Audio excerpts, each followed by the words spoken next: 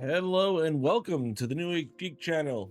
If you're new here, build an inclusive space for people of all walks of life through the power of friendship, magic, and tabletop role-playing games. Tonight we have Forging Fates 2 Shattered Seas, the second of two tables designed to tell one story in the world of Exandria. That being said, music is provided by Soncraft. You can get a discount with our code NAG, that is NAG. That being said,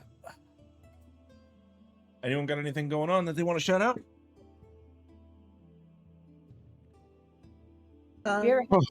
You ever have that moment where so many things that you're just completely blank? Yep, that just happened. I was like, I'm doing stuff. I stream. There's things going on. We just started a Subnautica playthrough on my channel here on Twitch, and guys, I have thalassophobia. Ironic, because our campaign's on the seas. It's not great, and anxiety sucks, but it's funny. But we'll be streaming that again on Sunday at 12 CST. Come see me kind of freak out. I have a episode 8 of a stream coming out tomorrow and episode 2 of a different stream coming out Tuesday. So if you like Magical Girl Villains for Hire meets The Office, check out Saturday's stream, Villains by the Hour, on Paracosm Entertainment. And if you like seeing people get attacked by a lot of dragons, and they're like just wandering in the open, being like, "Oh, we're totally fine," even though they know dragons are all over the place. Check out the stream on Tuesday, Burned Hope, also on Paracosm Entertainment. Okay. So you can catch me at Vegas the Wanderer after I wander myself into a new home next month, as I will be discussing a few tidbits of information about the series of Hadrian and Royce as we get into how they are perceived maybe in a D&D setting and what type of characters and classes they would be. Okay. And that's on your channel, Vegas the Wanderer? Yes. Okay. You got And anything going on? Well, all of you lovely people can find me nowhere. I do not really stream much at all, though there might be the odd chance that I'll be in like the audio of one of Zella's gaming times on Twitch. Otherwise, Saturdays, every odd Saturday, I have been ongoing my own campaign that in a few months will be reaching its 5th year of ongoing, where I get to be in control instead of the whim of the mighty Dungeon Master. All right. I think that's all we've got for announcements. That being said, let's dive into tonight's episode. Okay. Oh, real quick. As you can see, we have line art for our characters. We're still waiting on the final color drafts, but I figured I'd put these up. Art is provided by Clara Fang. You can find her on Instagram at Clara Fang. She's done the art for every Forging Fates show so far, and she does great work. Just want to give her a shout out. That being said, I believe Melanie is going to be providing our recap for last week's episode. Yes. Well, we grabbed some supplies, Zeta and I, for our travels to the Rhine Marquis. It seems that her other friends had found a ship called the Iron Leviathan. We came aboard, and this key fellow seemed to want my attention. I believe he is the first mate. I barely noticed him. But this captain, Aisha, I like her. She seems to have a good feel for her crew. We met others. Not in Oz. No, in the lizard folk. Very peculiar. Haven't seen many of those. But most importantly, I made friends with their spicy griffin named Brightcall. That was fun. We've made it to the key. I wonder what Brian Morrow has in store for us. Okay. So, as the ship pulls in towards the Brine Marrow Cay, the turquoise waters lap lightly against the ship, and as the sun rises, you see spirits fade away on the coast. You see this jagged reef of salt-crusted bone spires protrude from the water ahead, not leaving much of a real dock or port for you.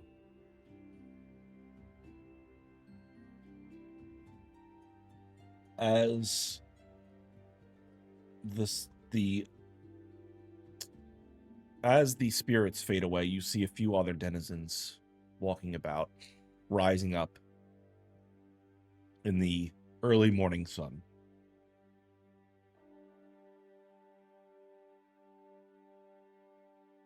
Eventually, the ship comes to a halt as the captain turns towards you, Kayla. It is time for, I believe, us to take a small ship onto the land. There isn't much of a port for us here. Yeah, I'm seeing that. Well, can't always help it. Can't always land as close as you want to. Shall we all load up? Us. Watch the ship. Everyone else onto to the boats, and we will take our shipment onto sea. And she looks towards you, Kiln. Ain't asking any questions. I'm just helping them get the longboat ready. Eventually, you're kind of all brought onto the small boats, and it launches off into the water towards the island proper. Is there anything you guys want to do in particular before that? As we're loading up, you said that we could see denizens on the island. Yep. What would they look like? Looking about, there is a couple different individuals, mostly wearing very simple, light blue styled robes. A couple of them with deep dashes of purple, and a couple of other brightly colored robes. Not like a set of uniforms, just very similar style amongst them all. Would I recognize that as like people of the host? Yeah, it very much is in that the fashion of the host. You see a couple people moving out from the edge of the island back towards these beautiful paper and wooden styled houses. And you see a tabaxi and a tiefling specifically kind of moving off from the night into their own homes. As the morning comes, you see a couple of others beginning to exit out. There is a few hobgoblins. There are some half-elves. There's, a smattering of the various species of Exandria as a whole.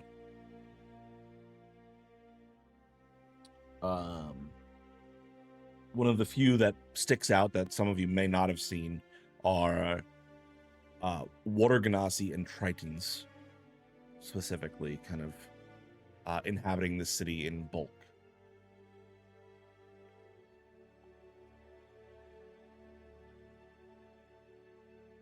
As you pull closer, eventually you pull up aside a bleached whalebone dock built into and out of some of the dark spires that push from the water. You see, looking at some of them, faint runes kind of illuminating the edges. And for any of you that would be familiar with some of arcane language, you can tell it's just a faint illumination spell to give the more mortal beings a bit of illumination for when the night market opens.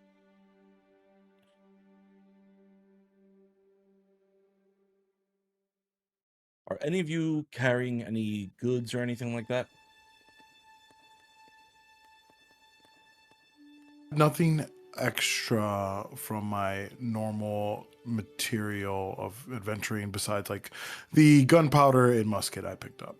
Okay. Actually, and I gave some of the gunpowder away, right? So, Okay. all of it. Don't mention that, considering who you gave it to. Right. No, for sure. You notice that the crew of the Iron Labyrinth, Leviathan. thank you, Leviathan, has not brought any sort of shipments in with them either. It's just personnel that seems to be traversing this small boat ride onto land. As you approach closer, you see a half-submerged ruins of moored ships sticking out of the water like hard spires of just decay and rot as the wood is slowly rotting away from them. You could see a few bits of limbs still hanging from one of the ships. Probably a more recent addition. Well, that just seems like a bad waste of good wood. Yeah, I agree on that one. If it served its purpose when it did, was it a waste? I mean, if you leaving it out in the water to rot, hell yeah. I mean, yeah, you can kind of always repurpose a little bit of everything, so... Do you know how much those hooty tooty beach home artists get from taking driftwood and making like a piece of furniture and being like, oh yeah, you want this vibe in your home, and it goes for like a crazy amount? I grip the side of the longboat a little bit tighter and I say, there are just some things better left undisturbed. I would warn against commenting on anything where people may have died. The host believes that any items around a person's death are forever touched with that soul. That is why they don't move the ships, for fear of disturbing the spirits. I mean, I guess that makes a certain kind of sense, but then on the other hand, you would think the kin would want something so that they could have the spirit with them. I mean, just because it's wrecked there, that doesn't mean it's their kin, but I don't know. I kind of look over at, like, the sunken bits. Do we see any kind of flags?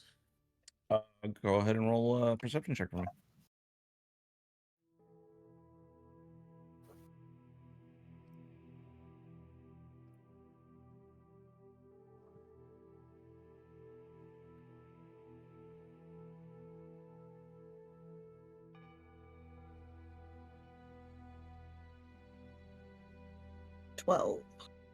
Okay. One ship you see, one flag you see hanging from a ship, rather. You see it's on a white flag with this bright emblazoned sun on it.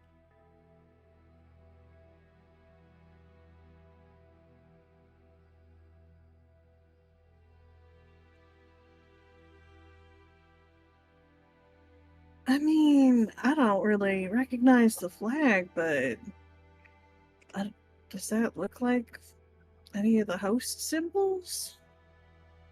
Looks like it's a sun on it. It's a white flag. As Zeta points this out, I take a look and I will, as my eyes shift, I'm gonna throw shut in my owl and try to see if I can get it like some help, and or if you need any inspiration, or if I can take a look, because I think I think I see your roll like it kind of like rolled lagged. Okay, so you want to look at it too? Yeah. Sure. So Go ahead and I'm roll a perception check for me. Okay.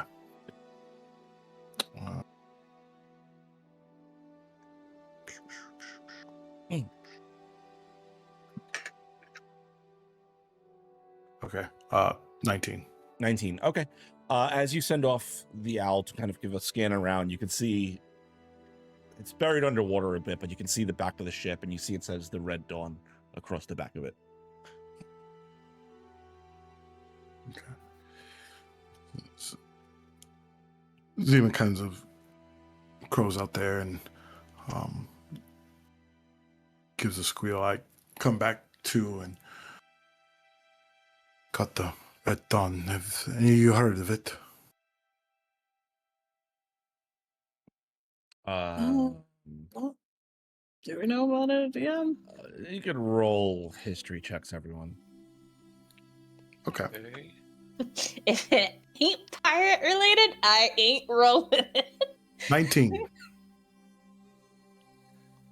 2. 21.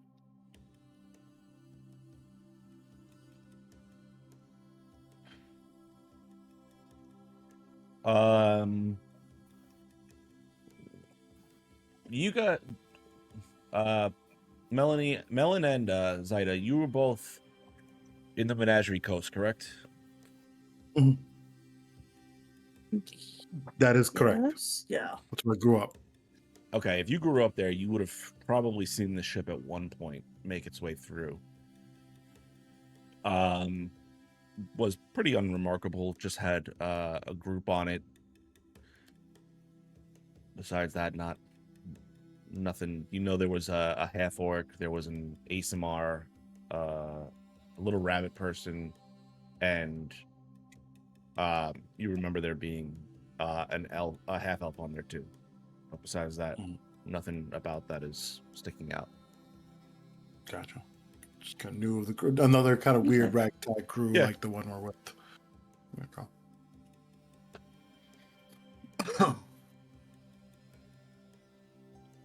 Well, I think we best be on our best behavior before we end up in the waters permanently. Yeah, that's fair. Hopefully we can find this spirit metal and be on our way. That is something I wanted to talk about. I was thinking, are we aiming to purchase it or acquiring to work an effort first? With what money? Well, that is a good job. I guess we should know maybe the value, or at least the local value,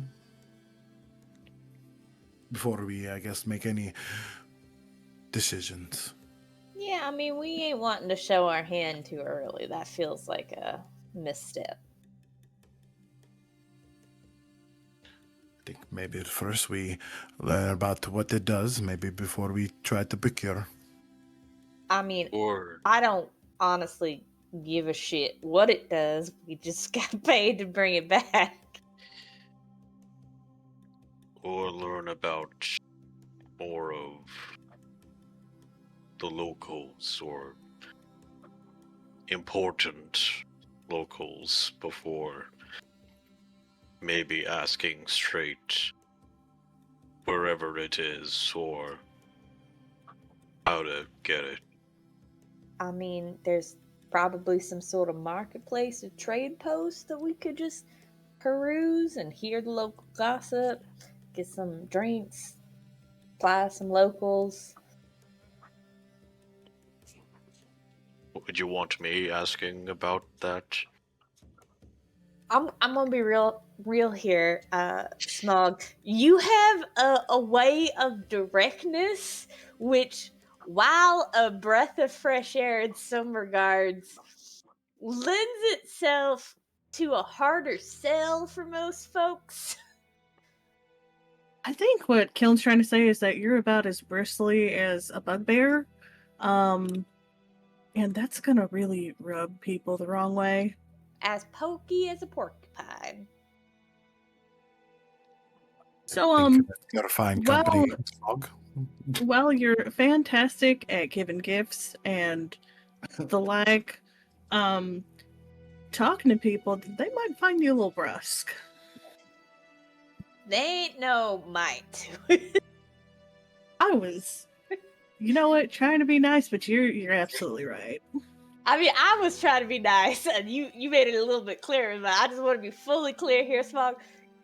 I love how straight and to the point ya are, but like when we try to negotiate, we don't want to be straight to the point. We want to be like siding up to them and seeing where they're at and getting them to our side. If we ever need you to piss someone off, you're gonna be the first person we talk to. I'll give you like a thumbs up and you can piss them off immediately. I think that Smog just needs to look at it a different way. If he is good at giving gifts, Smog, maybe just think of every first interaction you have with someone, give them a verbal gift first before maybe you ask them if they're, a local killer or something. What we're talking about maybe is like a conversation sandwich, right? So you want to open with the verbal gift, and then you want to ask for the thing you want, and then you want to close with another verbal gift.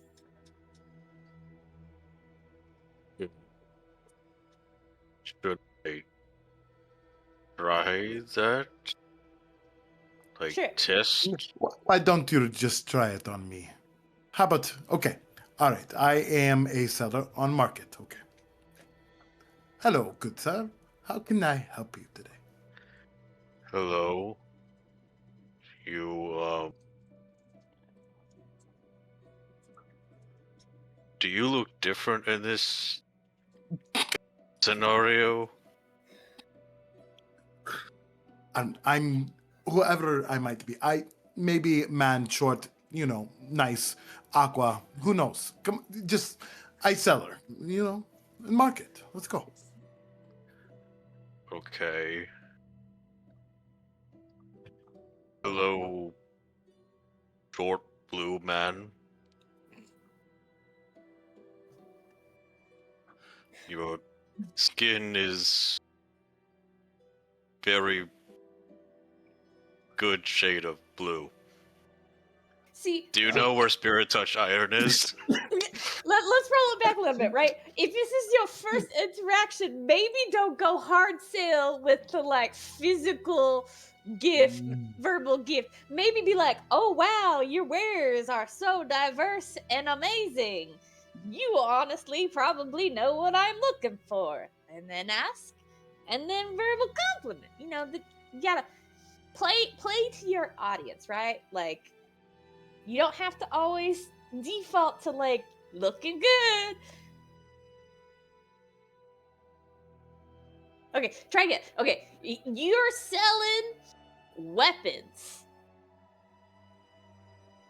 Weapons here: sharp, pointy, blunt, whack, stab.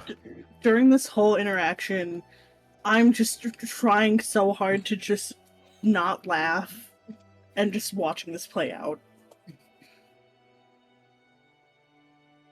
Are you still a short Aquaman? Yes.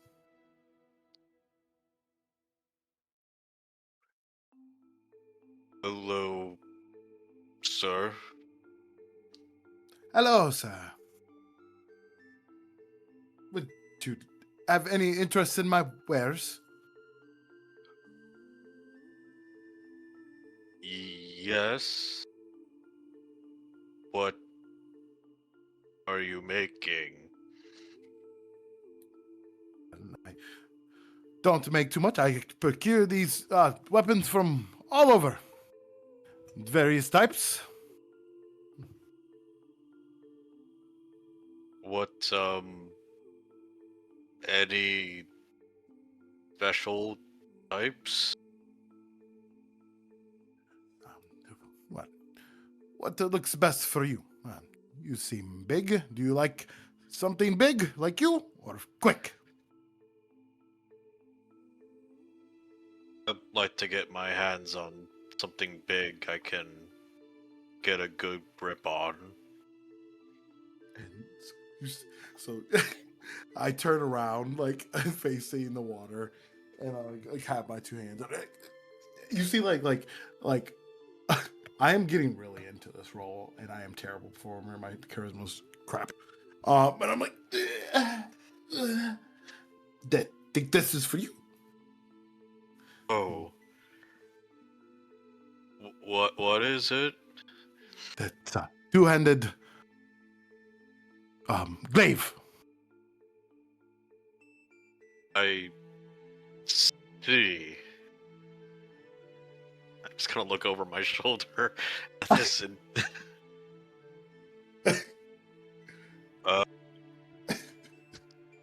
what material? The other is crew it? is just literally sitting there looking at you all like, you do know we have docked, correct? Like we can get out of the boat whenever we're ready. I look over at them and just start laughing as I'm stepping out of the boat. I am immediately following you, Zeta, laughing too. No, Like, oh. I'm like, no, Smog needs more work. We're not done yet. And they keep on like, all right, so sir. And I just get back into the role. As you're doing that, the crews the Leviathan gets up and they begin to make their way off towards one of the buildings, kind of a little bit inland, and you can see there's no signage here. There's no signage on anything. There is just a wooden and paper building that as you approach, there's immediate smell of like salt, fish, and stale alcohol washes over you. So good. And you get the sense that you're probably walking into a tavern of some sort, as not a whole lot to this town in this moment. It seems just like a few small houses, a tavern, and maybe a general store by the look of it. But besides that, it seems like whatever the night market is appears at night. That would make sense. That would make sense. Unless you want to throw people off a trail and then you'd hold the night market during the day. Nailed it. Okay. I just have a question. Is Smog and Melon continuing this practice as we walk towards the tavern and into the tavern? Yeah, we let you get up, and I like sit down, and now that like I'd given this fake weapon to Smog, I'm gonna go. All right, and we continue to talk and have this conversation until Smog is satisfied and feels comfortable. Meanwhile, I'm the worst person to be teaching anything charisma based. Okay. Yeah, after we finish our first mock lesson, we'll kind of do a little hop and sprint. Maybe a little bit slower for Smog and catch up with everybody else. All right. Zaita, as you kind of enter into this tavern, for lack of a better word, you hear this faint sound, and you see this small glowing orange, almost like spark, fly off towards you. Just as you enter in, when suddenly the entire space is erupted into this massive fireball. And you are just singed alive, and rocks fall. I don't know. Emp told me to do it. I don't know. I'm just doing told. So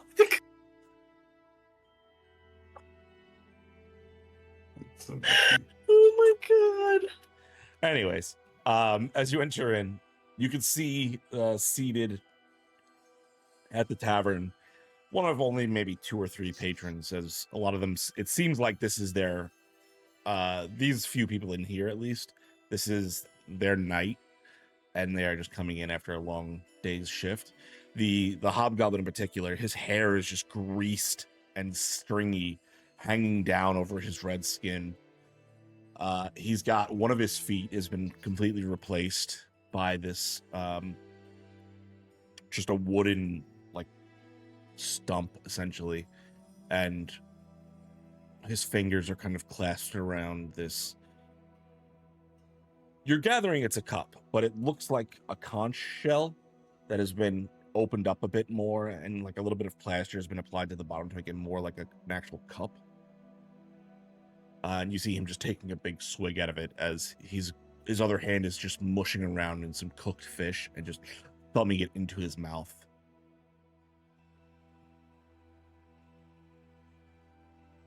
Kind of either based off of like the kind of attire that they're wearing, or maybe any tools that they have on them. Can I kind of like maybe guess kind of like what job they just came off of? So, especially the hobgoblin at the counter, he seems like he's what you would expect a dock worker to look like. He's got that burly nature, thick and just a little sweaty and gross from a long shift in the sun, but there was no sun. There's no cargo as far as you can tell anywhere around here, and there's no really docks besides the docks those whalebone docks you came in off of, and those don't look like they're really used for moving heavy shipments like you would expect a dock worker to be.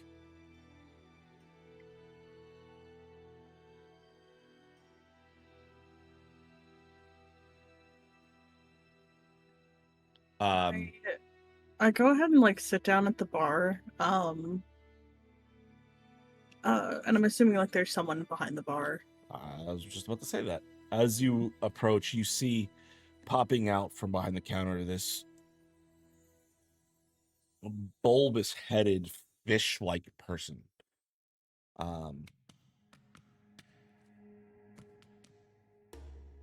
Anyone could help me remember the name of these fucking creatures. Kuatoas? Yeah. Oh. That sounds about right. True believers. Macaroompa. If They you know, you create know. from belief. As you approach, this giant eye kind of like looks towards you. What can I do for you? Do you do you have any ale? I got tons of ale. What All kind right, of I'll- ale cheap do is you it? want? Oh, so cheap. It's only about 2 copper pieces for a big old pint of it. Yeah, you know I'll what? take 2, please. 2, did you want any fish? There's a moment where I'm about to say yes, and I notice who I'm talking to. He's a Kuatoa, and I go, "No, I'm good at the moment. The ale would be perfectly fine, thanks." All right. Anyone else How want much? anything? How much for an ale and a fish? An ale and a fish. Did you want the salted herring? Did you want the dried squid? We've got it all.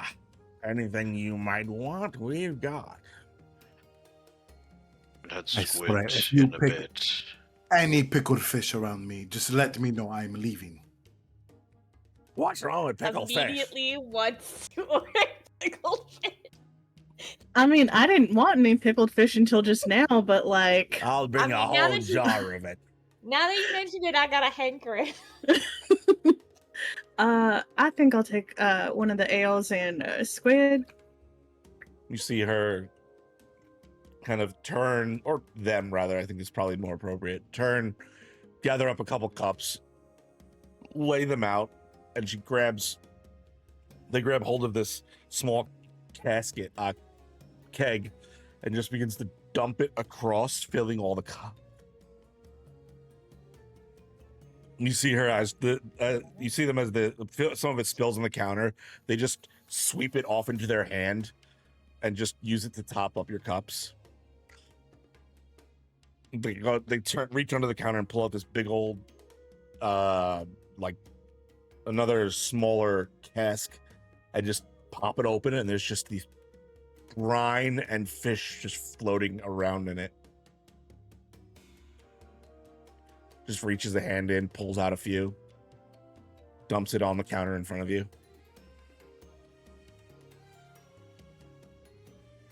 Like any good surstroming video, I mean, just like, and I leave. I take a deep sniff of it. I enjoy it. I'm just gonna pat Briny. Zyda on the back and be like, "It's best if you don't think of anything in places like this," and just pick up both of my cups You know, and start drinking one. I think you're right. I go ahead and like eat part of the squid and just like tilt back the pint. Just call us over and we'll make it even, okay?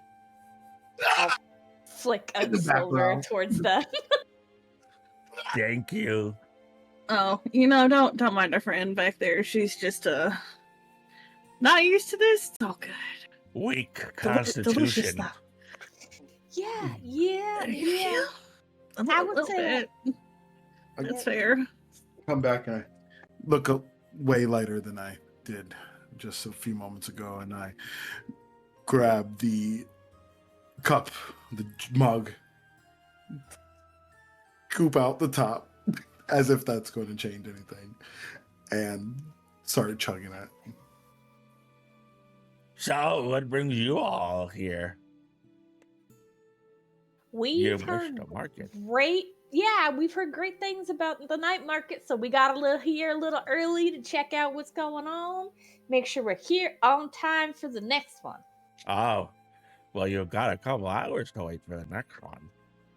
That's why we wanted to patron your fine establishment. This is great ale. Only the best. Best on the island. Yeah, I could see that. I would say it's the best in the like whole competition. archipelago. We don't have a lot of competition here. That just speaks to your smart business sense. Yeah, I ate the other ones. I'm just like pint up, just drinking it while that's being said. I am lost in a moment after I've taken a bite of squid and had a swig of ale, and you all can see Smog is probably the happiest you've seen him so far.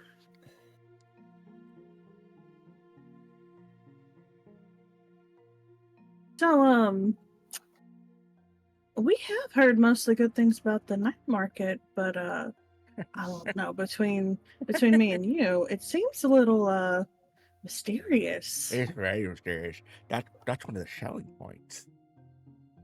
Oh, It so gets smart. marketed as that. Oh. Well, what do y'all sell exactly at the market? We're looking to buy some stock maybe to sell elsewhere. Oh, I Or don't know if you- you're gonna be able to do that. There's not really Oh. much to export, if you know what I mean. Okay. Well, between me and you,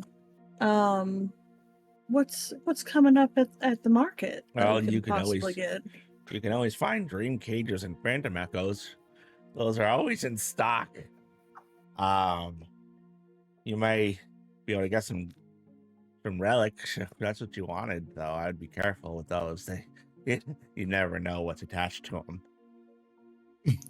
Putting, what are these dream cages made of? A little bit of iron that we have here. It traps the nightmare in it, or the dream. whatever you decide to put inside, or was not you put inside, but was put inside. I don't think you could do it because it's a whole process. Speaking of processes, would there be any traps or nets? Because I would really like to be able to get more of this fish myself. Oh, you could head over to the general store to find a little bit of nets and traps. I'm sure he has some. What's his name? Oh.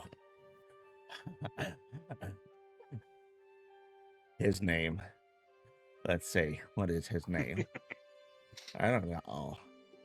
His name is Honus.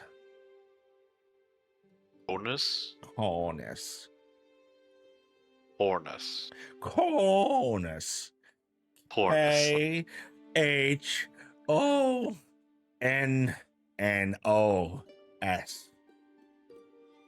Honus. And there's a brief moment where I begin to get up in enthusiasm of getting nets and cages, but then look to the rest of the group and remember that there's more than just that we're here for, and sit back down.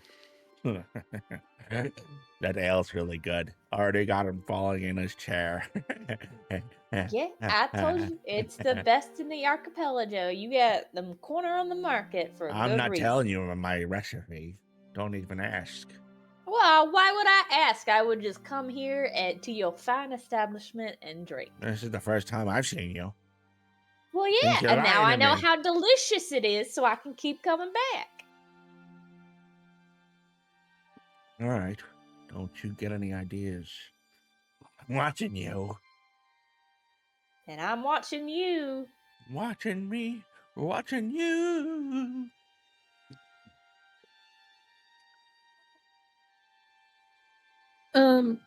I know that the night market doesn't start until, a couple hours from now.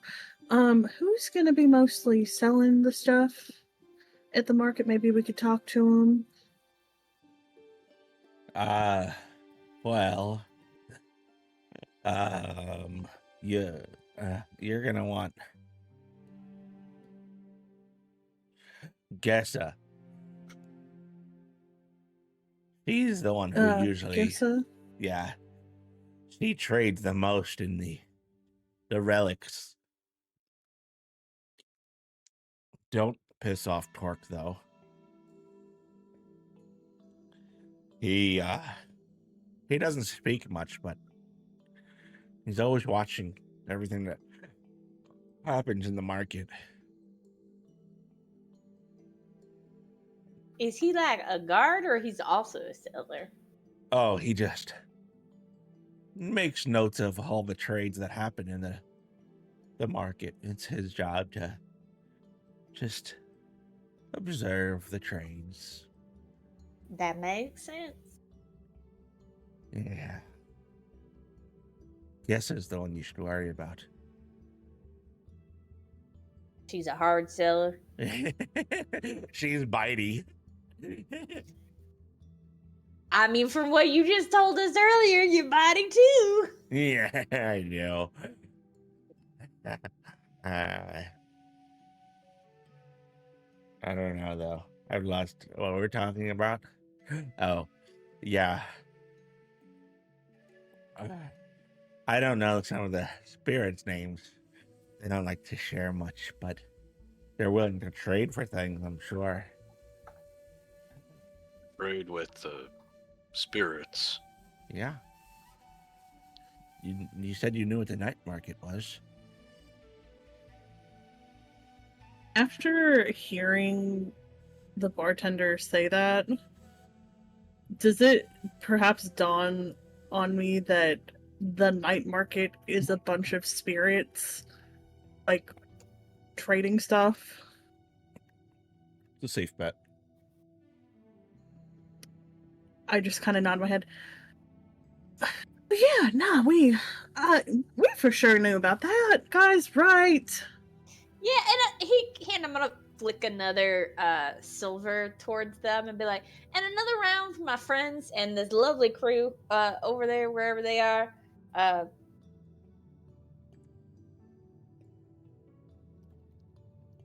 Did they finish doing some big work? Oh, every night's big work. It takes a lot to deal with those spirits. You never want to piss them off. They just make the whole city just a nightmare. Someone pissed one off not long ago, and we've had fucking troubles ever since. The whole goddamn labyrinth below the goddamn mountain is full of them.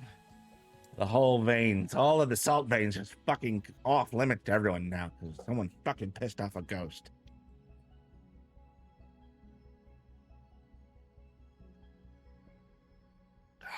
They said the labyrinth below the mountain. Yeah. Yeah, that's what they said. I've been told I'm a bit blunt with my words. As fellow enjoyer of briny and good homemade alcohol, is there any advice you could give me for conversing with spirits? Don't. That'd be a fair starting place. If you have to, though, I wouldn't recommend lying to them. They have a way of telling those sort of things. I don't tend to lie, so that shouldn't be too bad.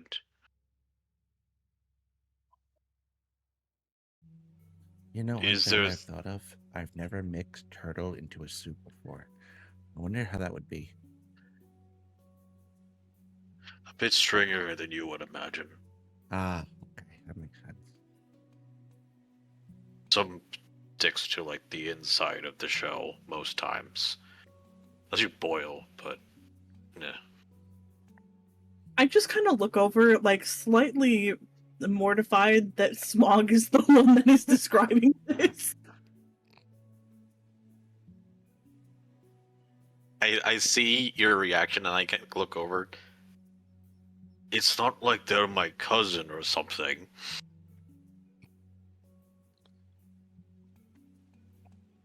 Look, I don't know about that, but, like, it seems a little off. Like, if you know what I mean. Like, I know you're not related, obviously, but it just feels weird. I mean, honestly, turtle soup is delicious. I haven't had any. I need to make some. I think it's a recipe I'm gonna try. Thank you for the inspiration. See, so the ones that are like by the shore but not quite in the sea is the best. You get the ones in the sea; they're too salty. You can't do Oh nothing yeah, with them. I do like some salt though. A little bit is nice, but when it's like the main flavor and it burns your mouth, You see them just kind of reach your hand into the cask of fish. I like this salt though. Good. I think I'm gonna take my second drink now and just go wherever the crew. You know, on that note, where would we be able to find Gessa? Oh, guess she can always be found in her house, except when the market opens. Then she goes to sell her wares, if you know what I mean. We do, in fact, know what you mean. Which house happens to be hers? Oh, let me show you. They jump down off this like elevated platform behind the bar. Just kind of waddles over. their arms swinging far too much as they walk. Steps out in front. That one. No, that one. That one. The one behind that one. You see it? Do you see it? Do you see it? Do I in Do you see fact it? see it? Sure. Yeah. Sure. Do you see it?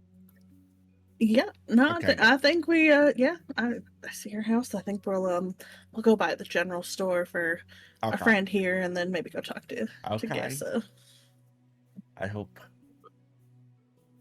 Why did you all come to this city, this town, this island retreat? Go to the night I don't know. market and the salty fish that apparently we did not know that our friend here liked so much. So much so that we're gonna go pick up supplies. Interesting. Plus, I'm familiar with the host, so Oh. Okay. Well, that's good at least. what's your name, by the way, friend? Roram. Roram. Yeah. Make a suggestion for you. Yeah. You know what they say about opinions. They're like assholes. Everyone's got one and they all stink. Alright, what's your opinion? Oh, not an opinion, but a suggestion. What's your suggestion? Have you ever made claw wine? Claw wine? I happen to have made some back from where I came from. Most of it is taking bits of potato and either some form of crustacean like lobsters or crawfish, and you make do with what you can. Has a bit of a briny but still strong taste to it.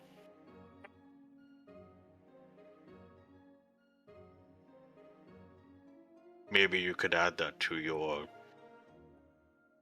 alcohol selection. It doesn't sound like a half bad idea.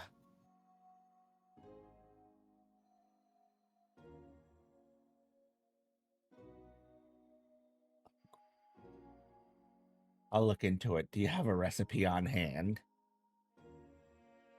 Not written down, but if you have any potatoes and any lobster or shrimp or the like, I could show you how I learned how to make it. Oh, that wouldn't be the worst thing I've ever heard.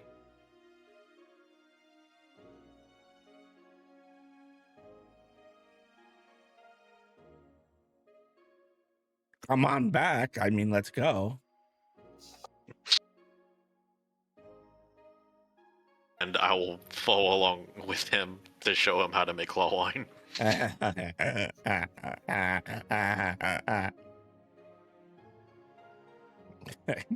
So this voice hurts my jaw so much. I'm impressed you held it as long as you did. It's fantastic. It's subtly weird enough that I liked it. It was fun. Okay, so as you teach them the recipe for claw wine, doesn't take very long.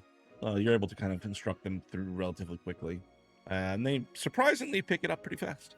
What are the rest of you guys going to do in this few moments?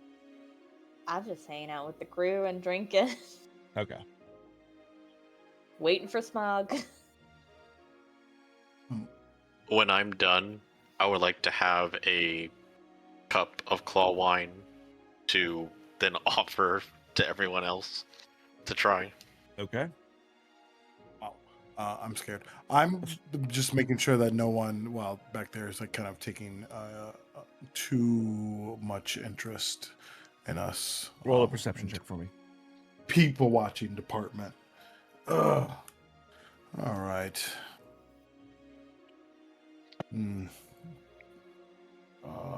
That's only a 10. As far as you can tell, no.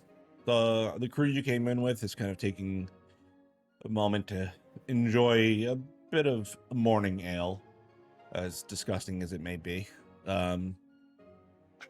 Besides that, there's the few people that have looked like they've worked the night shift are kind of beginning to wrap up their evening, heavy quotation marks on evening, of like a little bit of a nightcap. The the hobgoblin next to you all is gathering up himself, crushing the last of his ale himself, shoveling some of that fish into his gullet, and begins to exit as well.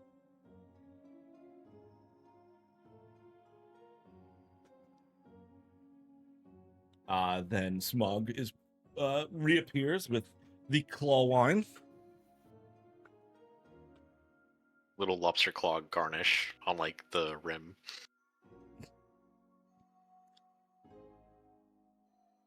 No. I don't really know what to expect from this. Like, looking at it, I'm just like looking at the claw, knowing that Smog said potatoes, shrimp, and lobster. I don't drink much, but I did have 2 really gross ales, and I feel like at this point, I am down for whatever. And I'm just guessing that this is going to be the dirtiest martini tasting wine I've ever had. So I just put out my hand and I just put a hand, pinch my nose, and take it down, and then I eat the claw, whatever meat was in there. Would you care to describe this drink for them? The flavor profiles? Imagine an earthy vodka, and there's a briny, fishy taste, maybe a slight butteriness to it, all mixed together as the briny, salty taste lingers in the mouth and kind of crawls down the tongue, down your throat. I'm sorry, describing it as crawls down your throat is wild. Like Malort. All right. So I just that's actually not half bad. All right, now I gotta try it. I go ahead and just take whatever cup, pint, whatever it's in, and just like shoot it back.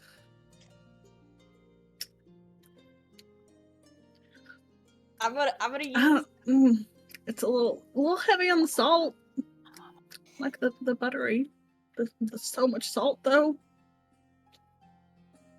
I'm gonna use an old fire genasi trick, and I'm gonna put my hand like so it covers most of the top of it, and make it seem like I'm drinking it that way, and then just kind of like superheat my hand so it evaporates before it gets to my mouth when it looks like it took a little sip. Oh yeah, that Just roll salty me brine. roll me a sleight of hand check real quick. That's okay. I'm really good at that.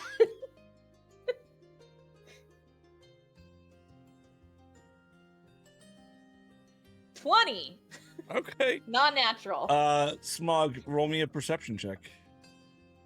Alright. Ooh. 22. You watch the whole thing as Kiln evaporates off the alcohol in her glass. I don't say anything, but I do shoot Kiln just a look of slight disappointment. Okay. The disappointed look. I think I'm just gonna wink at Smog. You know, the best time that I've had with this is when it had some whitefish with it. call the pairing a White Claw.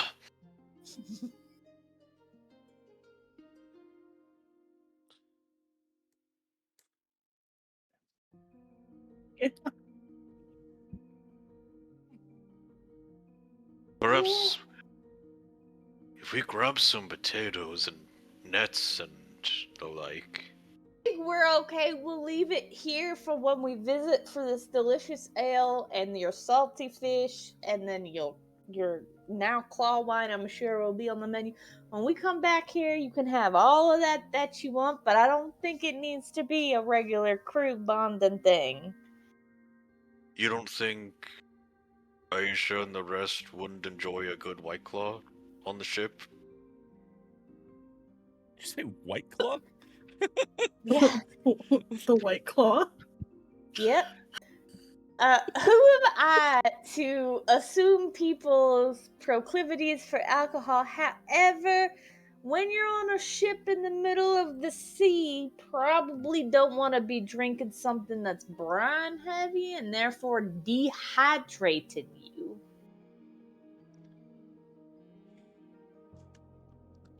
I mean, we can always like get a bottle and just take one back.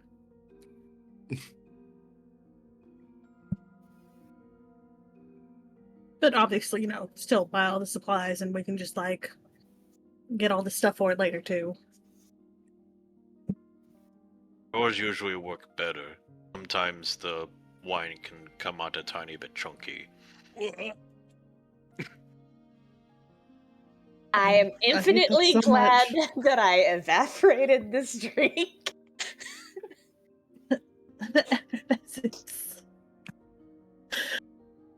You know what? I think it's time to go talk to Gessa about maybe what is going to be at the night market tonight. I think maybe we head to the general market first to see if we can spot this Torque fella, because I don't know if we want them to see us going for Gessa. You know what? That is fair. Yeah. And maybe Konos knows Gessa and Torque. I mean, it's small enough. It seems like everybody considering that Roram showed us where Gessa lives. No problem. Well, down's the rest of my ale. And I'll down the rest of the claw wine. Okay. You all finish your drinks. The tavern growing quiet as you all begin to make your way out, being the last customers for the day. And you see Roram cleaning up the bar with their hand, just kind of wiping things onto the floor. You enter out back into the sun of the sandy shores of the Bryn Mawr. Okay. Where did you guys want to head? The general store. General store. Yeah. Okay. Entering in, not a well-maintained shop as well. It is very much just, there was like things hanging from the ceiling, these nets hanging from the ceiling. There's bits of rope kind of nailed up to the wall. You see a couple of old, essentially crab traps of various sizes you get for some of the different aquatic and crustacean creatures that may live in and around the reef that circles the island. There's poles, there's lines for fishing, there's hooks, again, of a variety of sizes. Some of the massive steel or iron looking hooks, a couple of them rusted and pitted from being out in the salt for too long. You see a few lanterns kind of hanging around the shop, glowing with this like eerie greenish light. And you don't see any flame within them. It just seems to have this faint iridescent green glow. similar to the glow that you saw on the bone whale out in the docks. As you enter in, there's a Triton kind of seated behind a makeshift counter of sorts. Dressed in what some might consider a ship hands attire. A loose-fitting white blouse, a pair of black slacks that look like you could see the salt lines on them from just being in and out of salt water all day. They've dried into these rings almost around his legs. See a pair of old worn boots kind of folded over one another and kicked up to the side as he is sitting back. In the air is heavy with smoke as he is sitting there smoking a pipe and just banking down in this. While there is nearly windowless room. And as it kind of clashes against the green light of the lanterns, it gives off this eerie green hue across the entire ceiling area. What brings you all into my shop? We heard you have nets and traps and possibly fishing lines. I do. Grab what you need.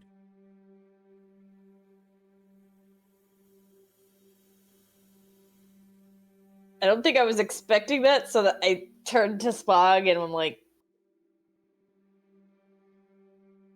Same. Absolutely just looking over. Having grown up fishing, I kind of pick out what would be, I suppose, like a initial arrangement. Either like a net or two, hook or two. Like if someone was to tried to get into fishing, just like the bare essentials. Sure. Pretty much. Yeah, so you grab a couple lines, couple nets, and you grab any traps?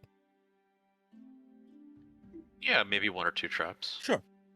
So you grab a couple of different, a variety of things, and with your eye, you're able to kind of pick out the ones that are a little bit more worn that are probably appropriate to be selling, but you get the sense that quality control is not exactly a high standard for the general goods store of a ghost island.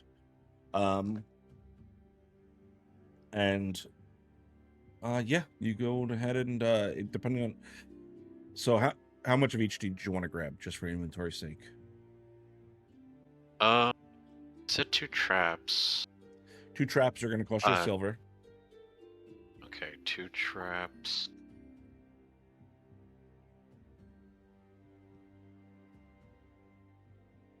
How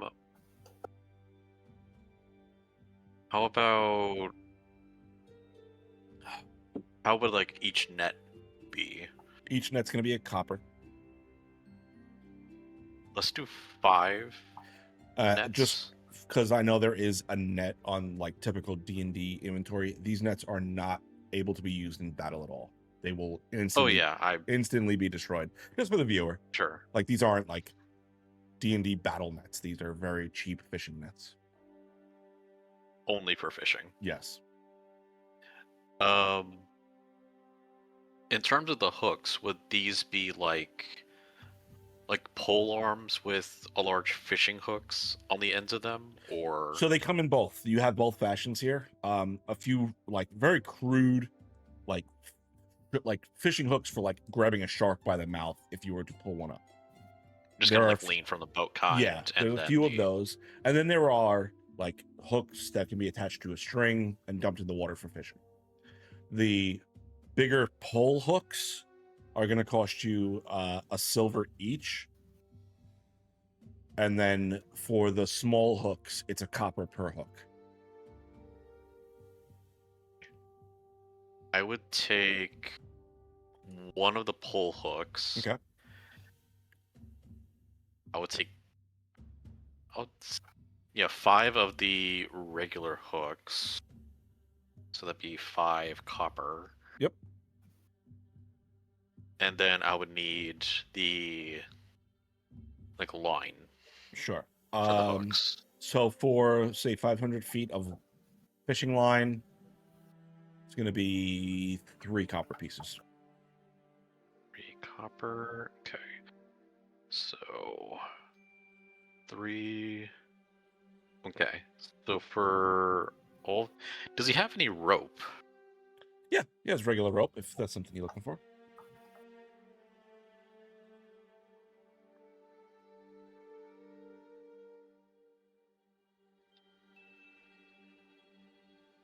Now, I know you said pole hook, but do you also need a fishing pole itself? You would need something to attach it to, yes. I mean, I just need a stick. Right.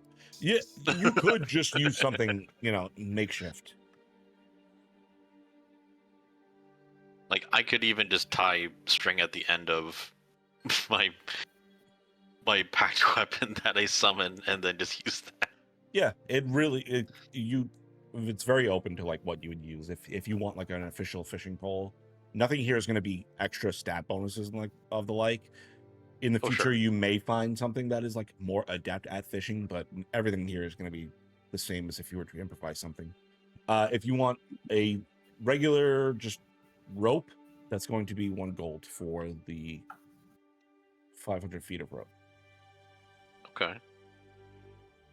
Yeah, I will. We'll do just that. clarifying. So, 500 feet of rope? I think 50. Oh, Even. 50, yeah. Thank you. Yeah, so I was like, I want to clarify because you said 500. I was just gonna. So much That rope. So much.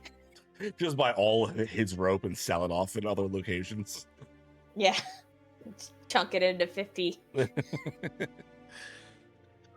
Okay, so if I'm doing my math right, for the 2 traps, 5 nets, 1 pull hook, 5 hooks, 500 feet of fishing line, and 50 feet of rope, that'll come out to 1 gold, 3 silver, and 3 copper. Okay.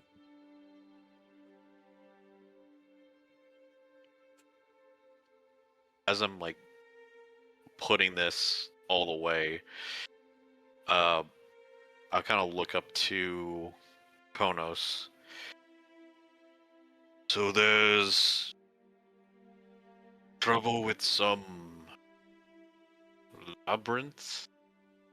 Heard from Rodham talking about it. A spirit was disturbed. Talking about whatever's going on down in the salt veins. Salt veins important around here. It's where a lot of our iron is pulled from. Bit adventurous, are you? I mean, In we're a matter of always speaking. open to being paid for a job, and if this town is needing to hire someone to help with a job, we can in fact do that. Well, I would talk to Gessa and Torque about getting a contract of sorts, if that's what you're looking for.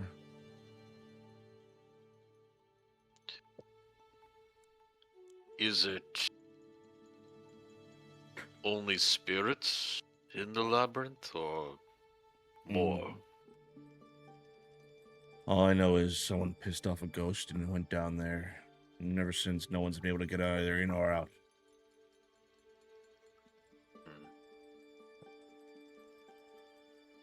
I ain't much Wait for a adventuring second. myself.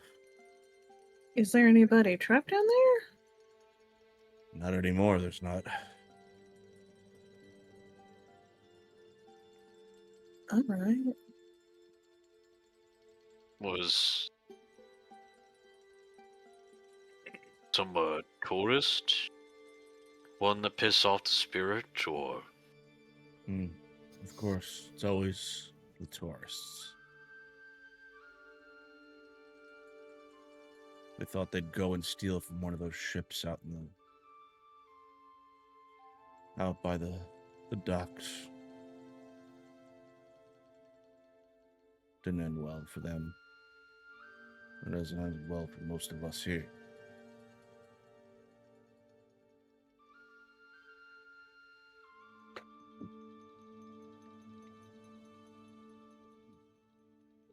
Well, I'm not opposed to checking it out if you are not. I am not opposed if we get paid for it. Or receive something in I'm return. not opposed if we get paid for it. Well, I guess we need to go talk to Gessa and Torque about a contract then. I wouldn't expect much talking from Torque, but he'll be there, that's for sure. If you're making a deal, he'll watch over it. Would it be best to wait till the night market or should just go speak to Gessa now? Oh, guess it doesn't sleep much. I'm sure it'll be That fine doesn't to sound see her. fun.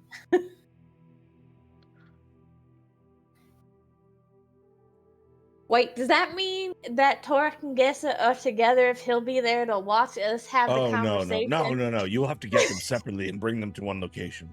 Okay, I was just wanting to be clear. Because one makes it easy, one makes it a little bit more circuitous. Yeah, no, definitely not. Yeah, that would. Oh, you see him kind of turn and look off into the distance for a second, as you can see, he's like imagining something. Oh, that would be. Do it. I mean, it's always the quiet ones, ain't it?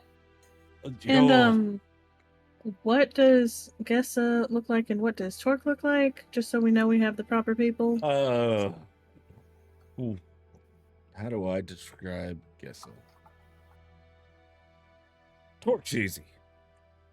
Tabaxi got all this ink kind of laid out in some weird patterns across his skin.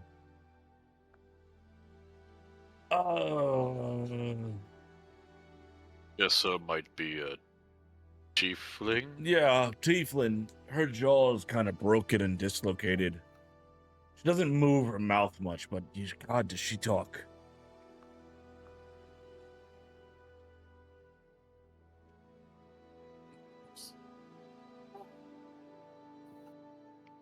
All right.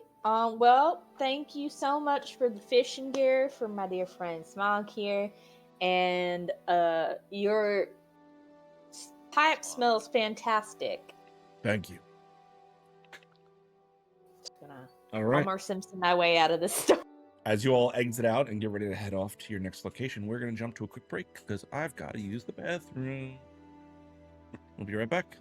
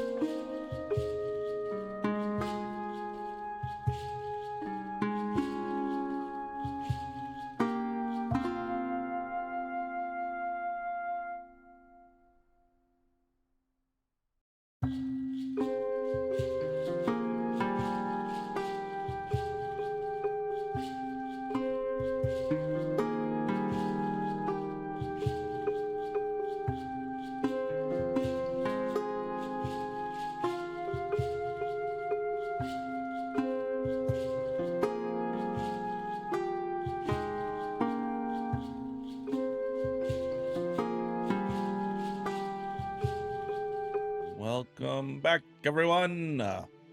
Real quick, thank you, Alyssa in the Dark, for the bits. We appreciate your support. It helps us continue doing these fun things. That being said, as you all exit out of the general store and begin to make your way over towards the home of Gessa, you guys approach and you can see there is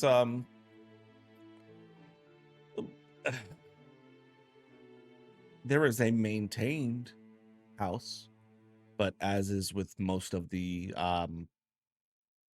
things here, there's some disrepair. There is some lack of upkeep, if you will, and you're kind of getting the sense that while this place does have a night market, doesn't seem to be a lot of money flowing through this city, or this town rather, and the lack of ability to raise money and use that to perform repairs or improvements on this small village is starting to take its toll, and things are beginning to fall into disrepair.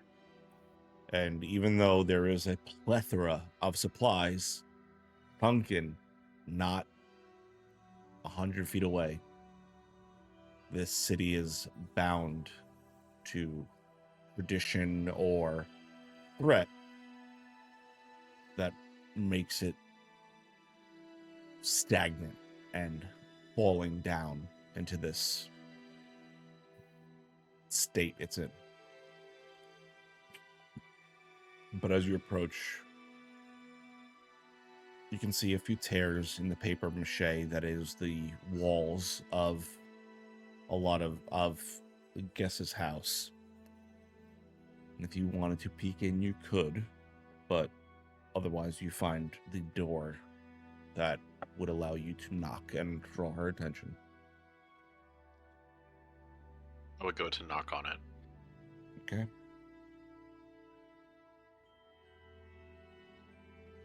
Hello? Are you...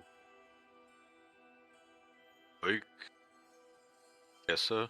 You see the door slide open slightly as this grayish red-skinned tiefling face looks towards you. You can see a bit of cataracts to the eyes. It's a bit of fogged over.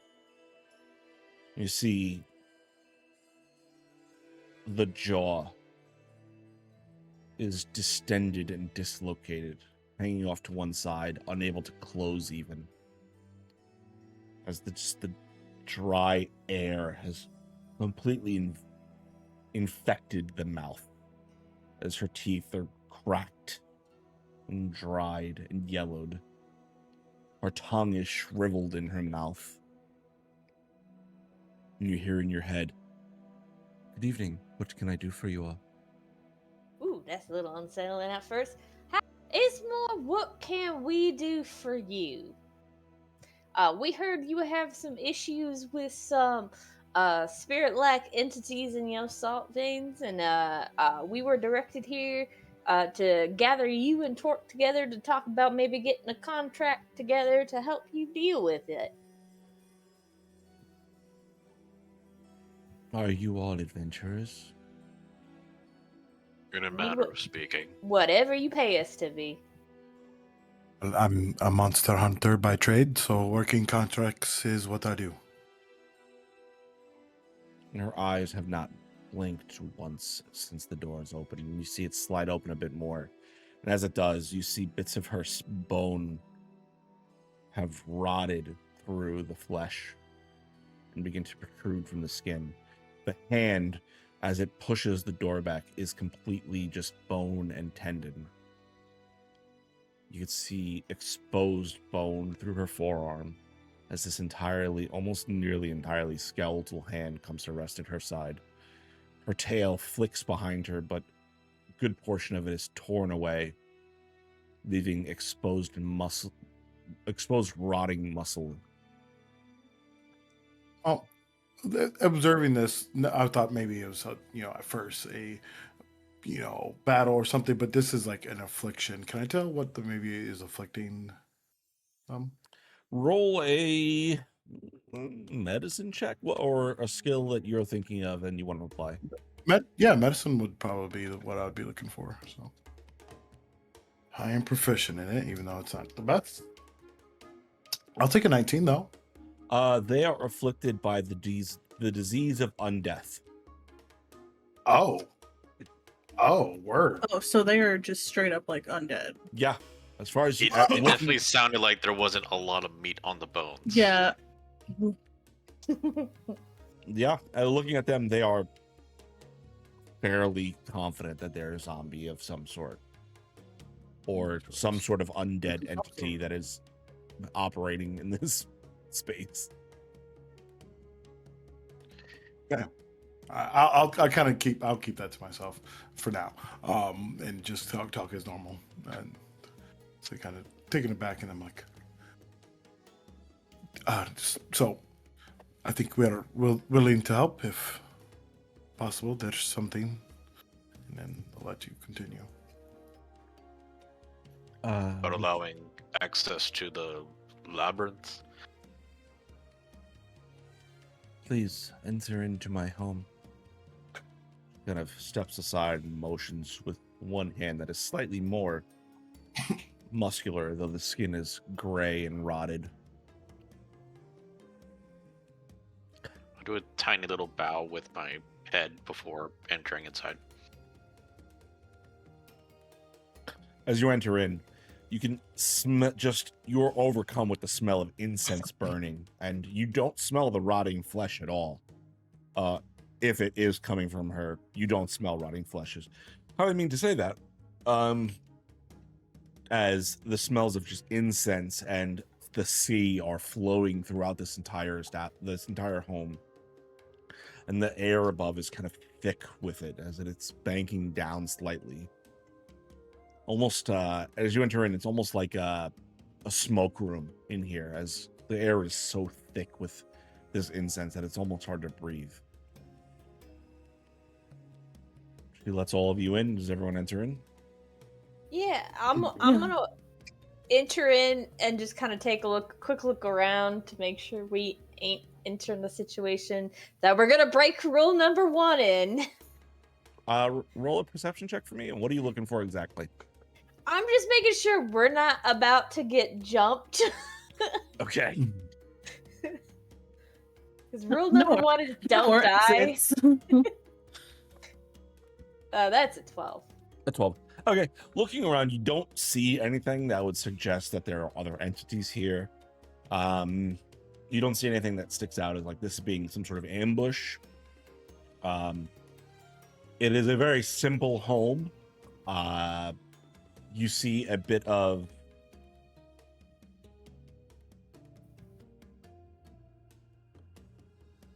items spattered across the back a wall that have are on a like this raised area. You get the sense this is probably where she sorts through her stuff. And looking upon it, you can see like some of these items are imbued with some sort of energy, as there is a faint glow to some of them. You see the incense as it flows across the room, kind of whisk gently across, as like some other forces moving inside of it in that incense. It's very peculiar. Almost like there's something invisible just pushing out from some of these items, just barely glazing across the smoke. Besides that, you don't see a bed. You don't see any sort of food or water for that matter. And just a few tomes kind of scattered across the room that you get the sense that she cracks things in. And the door's wide open now? She shuts it behind you as the last person enters. Oh, okay, this is after. Okay, I just wanted to know if this was. Yeah, I didn't know if before everyone we- entered at the same time, so I was just waiting for that. Nope, all good. And I don't feel that there's any other creature that is small or larger within 10 feet of me. There's You don't just sense anything that would tickle that instinct of Okay. yours. Okay. I'm gonna put my hand down to my side and kind of like away from wherever Gessa can see it, and do that same almost okay symbol I did on the boat towards the spirits on the water, but instead of like blowing out a gust of flame, which would be a little bit too obvious right now, I'm just gonna like slightly snap, and there's gonna be a little like puff of flame and a little just like quick puff of smoke. I see you are familiar with the rituals for spirits, dear. I'm familiar with a lot of things. I meant no disrespect, Miss Gissa. Of course, would all of you care to pay proper respects to the spirits that surround us today? Of course, we wouldn't want to anger them or anything. She pulls out a few bits of incense, kind of pressed down into these almost small pucks. These. He holds out each one to you, holds out one to each of you.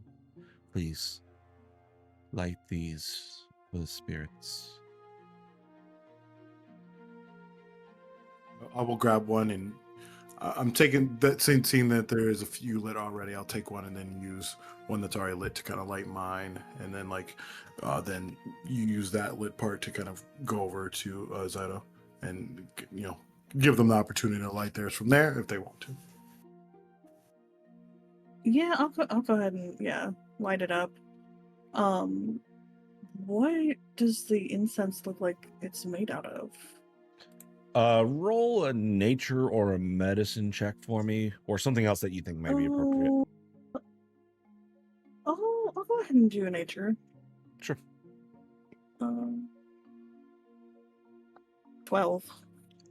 I mean, this isn't a super hard check. You can smell the frankincense and the sage coming off of it, and you can see bits of like salt, sea salt specifically, kind of like woven throughout. And I mean, you're not really a spiritual person, so for someone else that may be significant, but for you, it's not super. Kind of, you're like, oh, okay. I was like, I can identify the nice. components. Oh, it smells nice. Does Gessa still offer me one, even though I did the little... She offers one to everyone. Okay, I'm gonna just light the tip of my finger on fire and light it that way. Okay. And Smog, are you gonna light yours up or no? Yeah, I'll take the little bit of flame that Mel was offering when they were offering it to like Zyda as well. Okay. You see her kind of watch all of you light your pucks of incense. She motions for you to lay it down at this wall of items, essentially. As I do, I'm gonna mutter something under my breath That same something I muttered on the ship before I did what I did for the spirits. Okay, just message that to me so I have it updated. Yep. Did I You try are. to hear what Kilt Yeah, says? I was like, do we hear what Kiln was saying? Kiln. Roll. I'm gonna say a performance check Okay. as you try to like whisper this prayer low enough that it's cognizant but not able to be heard. That is a 20. Not natural. Okay. You both can roll perception checks if you'd like to try and overhear. Would 22. 10. Okay. Kiln, you can either say it out loud. If it's not, if you want to keep that mystery, you can go ahead and send that directly to Zeta. So I sent you what it means, but it is in another language, and I don't know if Zeta speaks that language. Okay. What language is that? What language do you speak? I say it in primordial. Okay. I know it.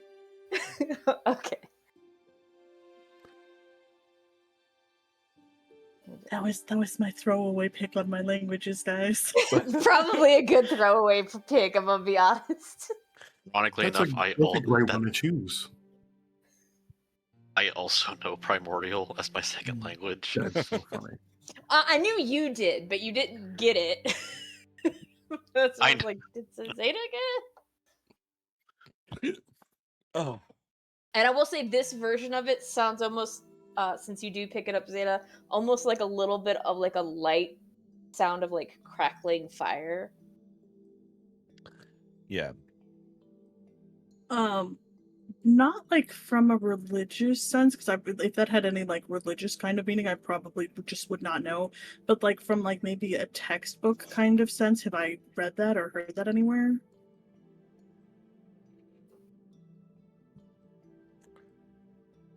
I'm gonna give you a roll for it to see if maybe you came across it somewhere, but it's gonna be a high DC because so roll me fair. history unless you're thinking like another study that may be applicable. Maybe I You feel could do more something maybe more Arcana based. Sure. 'Cause I I'll would give you an have Arcana. more- I'll give you Arcana, and I'll flavor if you roll high enough, I'll give you that flavor. Okay. The Arcana lens. Let's go. 25. Okay. 25 is definitely going to do it. You would have come across that. A lot of that is in ancient primordial, like, kind of magic. That old druidic magic. A lot of that is tied to the worship of the primordial gods, which for the last several centuries has been relegated to like cults almost.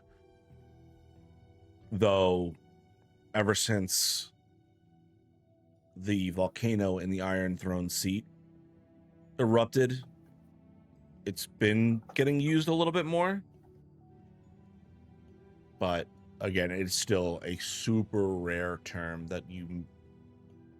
So I just know that it's like very archaic, like primordial kind of magic god stuff that I'm just like, this is very cult related. Yeah, but it's that's got about that what like I pull from it's it. like that culty Mormon vibes. Just to make it relevant to modern day. In modern terms. Okay. I have like an odd, like more inquisitive look at Kiln. Not like anything bad, just very like inquisitive and curious now about like why she's saying that. But like I don't bring it up. Okay. As you all lay down your pucks of incense, she motions for you to kind of join her in the center of the room, and she sits down slowly, folding her legs in front of her. What is it that you wish to seek to do, adventurers? I mean, we were told specifically that we needed Torque here as well. I don't know how y'all's town functions, but it seems like he needs to record what happens. Oh, if we are going to make a deal, he will appear, I promise you. That old bastard doesn't miss a thing. That's not mysterious at all. Yeah, I mean, we heard you had some trouble, and if you got the coin or the trade for it to compensate, we're more than happy to help you with whatever trouble you may have. Well, I think maybe we can determine what is the preferred tender at the night market. We typically work in trade.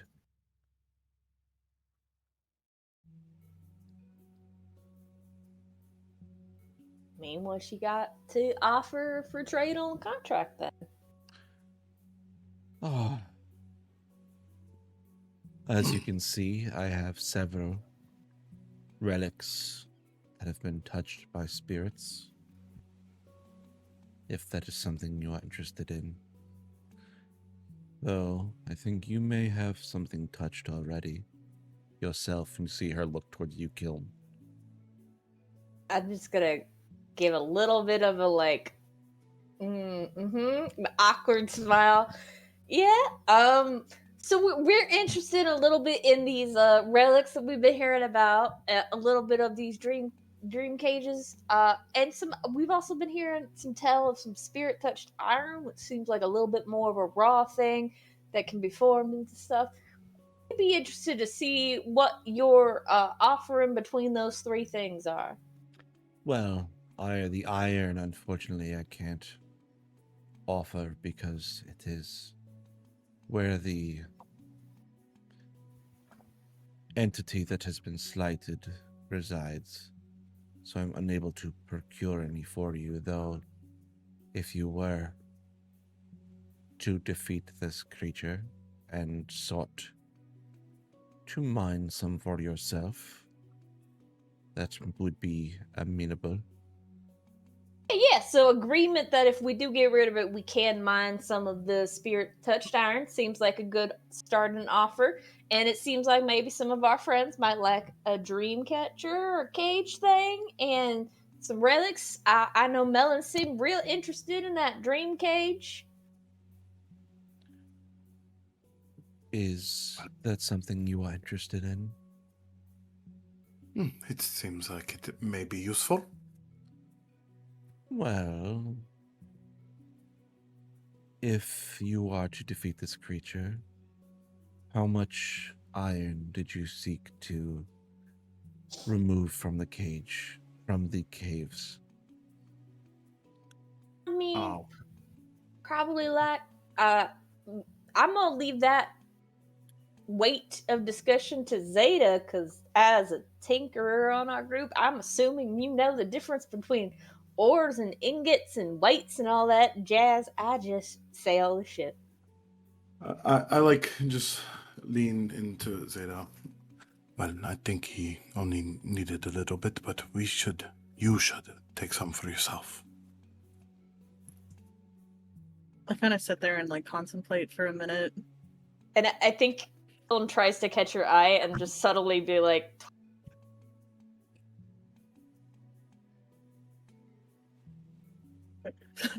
What was subtle message? just like twice as much as you think. Okay. I kind of sit there for a minute, weighing the options of what actual metal prices and stuff are. And then this. Well, before we discuss how much we could possibly mine, and obviously I don't want to be greedy or anything, this entity that was slighted, how exactly were they slighted? Oh, A bit of visitors to the night market thought they would seek out a little bit of gold buried out in one of the ships at sea. Okay. It was not theirs to take. Because it wasn't their Was- boat. Yes, some things must be undisturbed. They're better left that way. Especially And here. this was the only spirit that felt slighted because of that? Well, I don't know if you've ever tried to watch spirits. It's not the easiest thing to do. But whatever was offended found its way down into those caverns.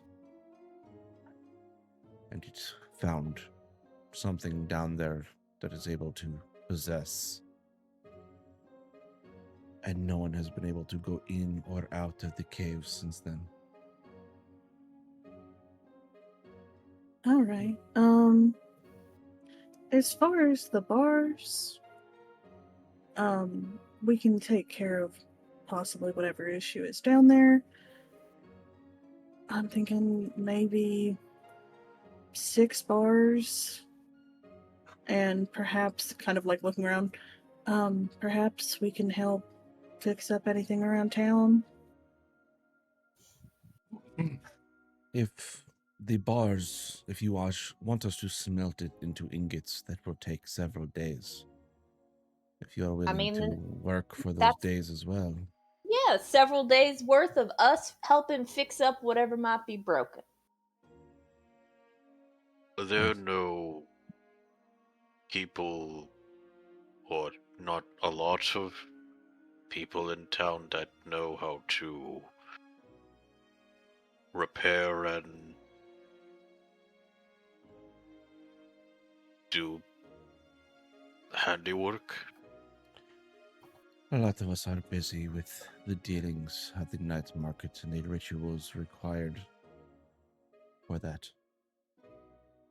Yeah, I'm sure that we're more than happy. Once we deal with this spirit and we get the bars melted, I'm sure we're more than happy for a couple, maybe like one dream cage and a relic, help fix up whatever might need fixing in the town over the days we're here waiting. Roll me a persuasion check, please. Why do you guys have me to be the one hard lighting us the money? Because our charismatic person is too direct. That's a 12. I think us smelting down the iron you are able to procure. Until we finish all the iron you bring us, you will work for us to repair this town at large. Anything else will have to be traded for. All What right. about Can teaching? Can we define repair this town at large? Because that seems like that could scope creep pretty quick.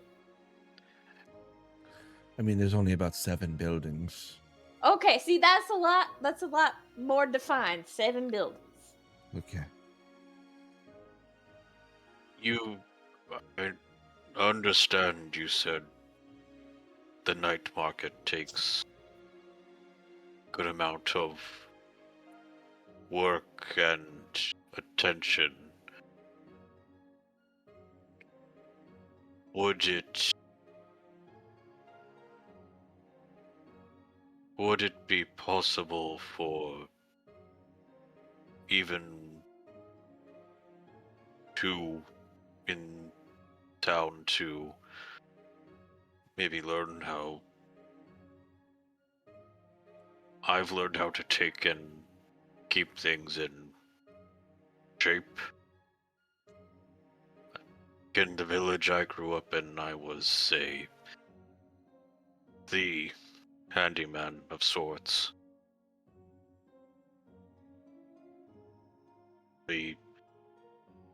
Anything.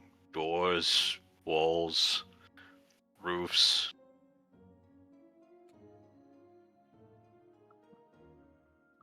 So what are you asking me? I apologize. I misunderstand. Repair is one thing, but when we leave, things eventually are just going to get in some disrepair again. Yes, that is true. But if even at least some people learn how to keep things in shape, you'll have some sustain to actually not have it all this go to waste. I Like understand. a crash course apprenticeship. I understand. If that is something you are willing to do, then perhaps your request for a dream cage and one relic would be amenable. Or maybe I can tell you a bit about your relic. I can read it. You see her Who look is she towards looking Kiln. at? You, Kiln. God dang it. I knew it. I mean, I feel like I'm misunderstanding something. What do you mean, relic? Who touched you, Kiln? They said that someone touched you. Please use a different phrase. Giln, what relic do you have that we are apparently unaware of?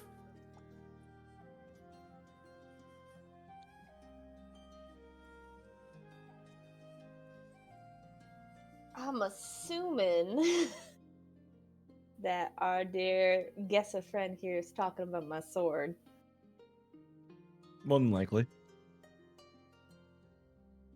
I'll just pull it out, and what you see as I pull it out, you saw glimpses of it when we were fighting. Maybe if you decided to have a look while all the chaos was going on. But the blade itself is blackened, and then almost has these like pop marks that have been shined and sharpened, so it still has a little bit pop marking, but it's no longer rusty.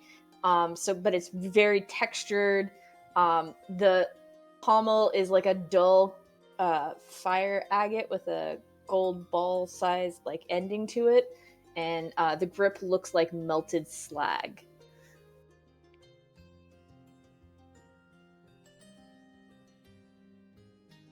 I mean, it looks like a sword. You use it as a sword. Yeah, just twirl it around a little bit. Can I cast Identify on it? Sure. All right. I'll go ahead. Since we have the time, I'll go ahead and ritual cast it. And just kind of take the time. Kiln, is it okay if I see your sword? I'm not gonna do anything to it. I just am very curious. Especially with the primordial you were speaking earlier. I'm not judging. I think you see that same blue flash in my eyes that you did when the captain kept bringing up Dark Toe and the pirates and stuff, and that same very uncomfortable look on my face. Yeah, but I'll just fair warning: the more you look into some things, the less you might like it. I mean, I feel like that could probably go for all of us in some regard or another, but Oh, I'm wonderful. that you are, Mel. That you are. Looking over at Gessa, if you don't mind, do you have a space that I could just look this over? Yes. There is a corner over there you can take. All right. I go ahead and like take it over to the corner, and just like kind of just sit down with it and do my ritual cast of Identify. Okay. I think you see Kiln kind of like hovering near where you are, but like letting you do your thing.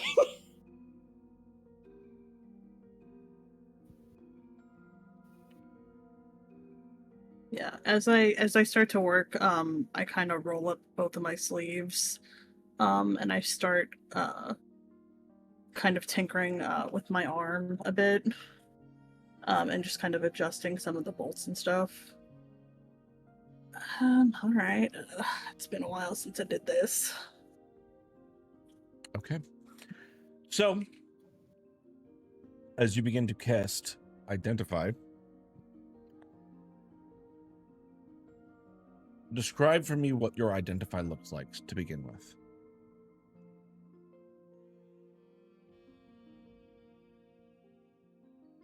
I think that as you guys are watching me cast this Identify, that there's just kind of like a lot of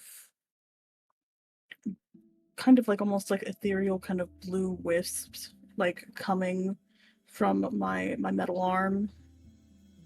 And I'm just kind of like weaving it around the sword.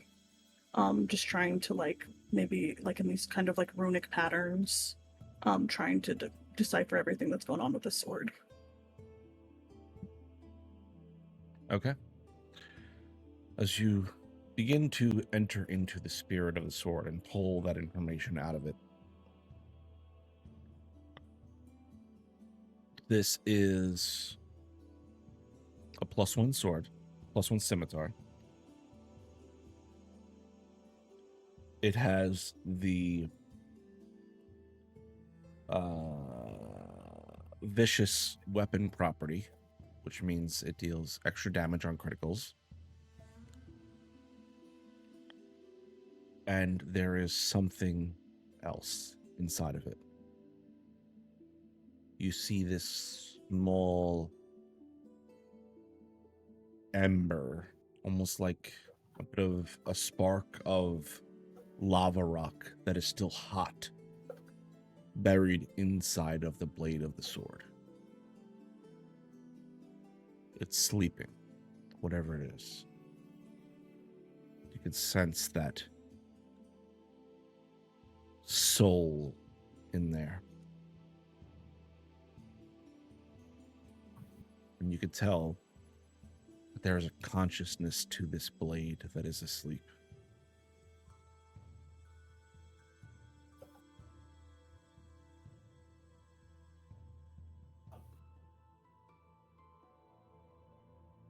As I'm kind of like looking over the sword and realizing that there's like kind of like this consciousness to the sword, I kind of like look up, like kind of like behind and like up at Kiln.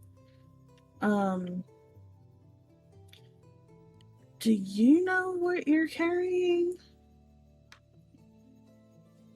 I don't really need a detailed explanation. A yes or a no is fine. Kinda. There was a lot of time to ask questions when I was given it. You Right, forgot. I can tell you if you want to know, but I don't know if that's gonna make this better or worse.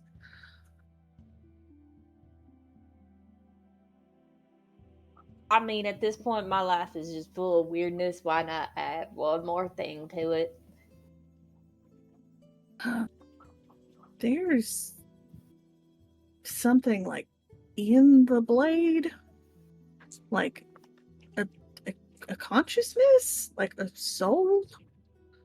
It's not active from what I can tell, but it's like in the blade and it's running really, really hot. Mm-hmm. That tracks. Where in the hell did you get this sword? I was given it.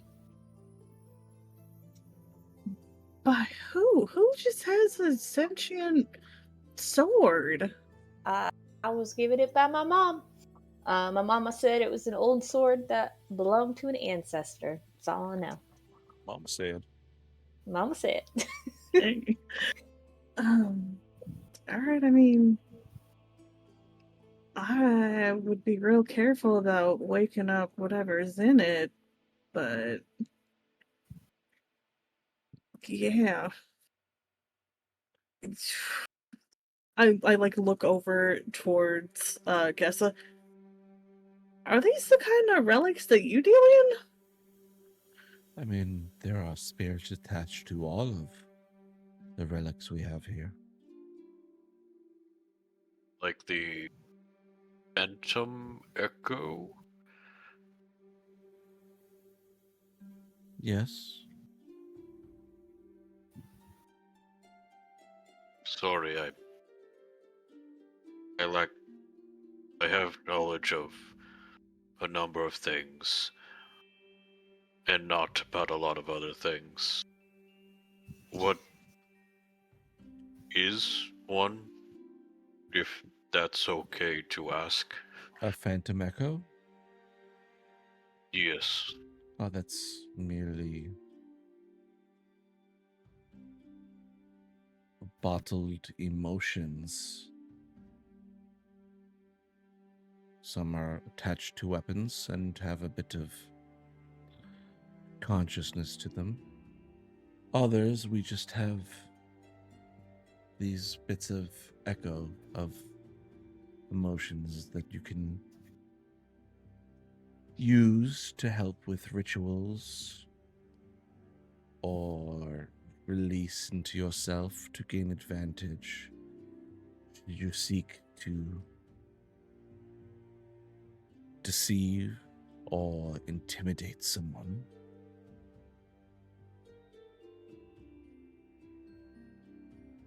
Zeta, I think you see me becoming increasingly like antsy and that like can't quite stay still way. I go ahead and like lift up the blade and hand it back. Instantly twirled and back in the scarab.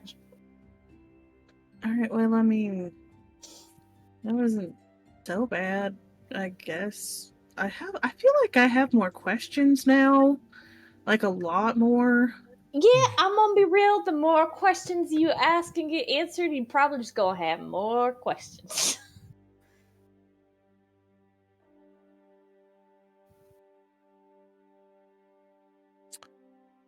That being said, I believe we have an accord. Yeah, any services, I will personally train one or two of the people you want us to crash course an apprenticeship with. If you will look at my sword.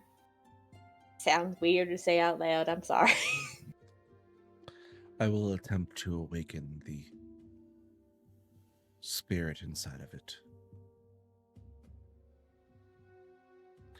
That being said, Talk, have you recorded the deal? You see the door slide open, and that Tabaxi is standing there, the ink kind of glowing across his fur. He's just I think notating it down. I just jump and my hair flares blue. Jesus Christ, man, make some noise.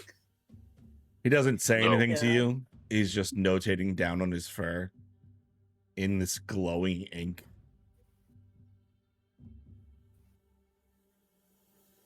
I also have. Oh, hold on. Are you?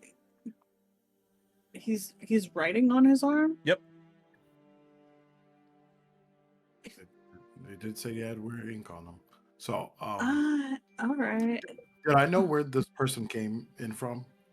The door that Open the you guys all front came door. in through, he Oh, literally they all- just opened the door when That's Gessa open. announced him. Okay. I just want to make sure. Writing on self or writing on a thing? On Like, I think themselves. the tattoos. Too.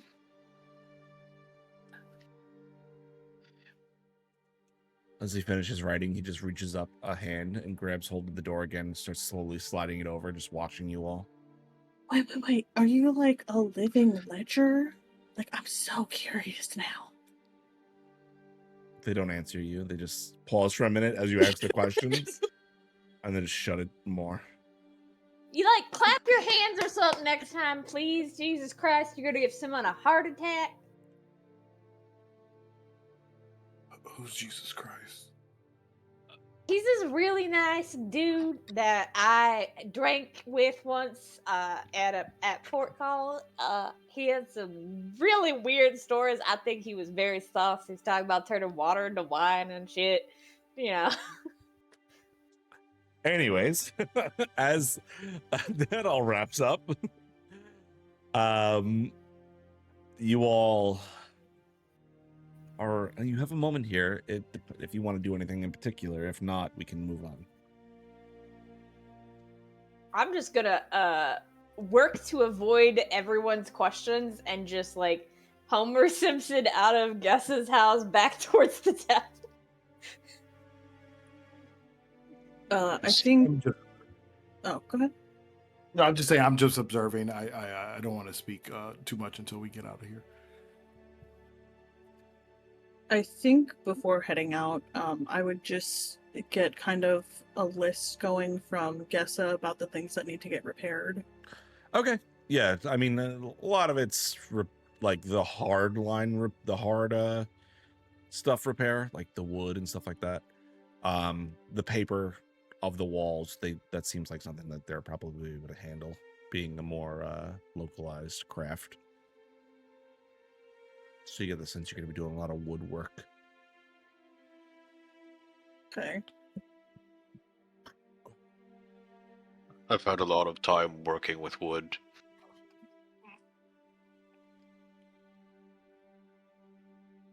I have Yeah.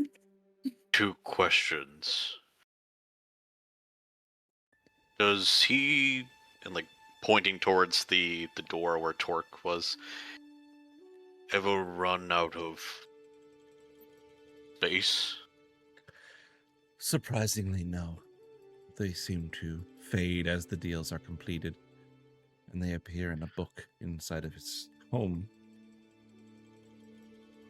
I don't really understand it, though I'm speaking directly into your mind now, so it's probably not the most unusual thing. With strange magic nonsense, I'm taking it as I go. I find that to be Second- usually the best. Fair enough. In the labyrinth caverns, you had said the spirit possessed something. Do you know what it possessed? No, no one has been able to see whatever this creature is. Everyone that has seen it has passed and have been unable to return to report.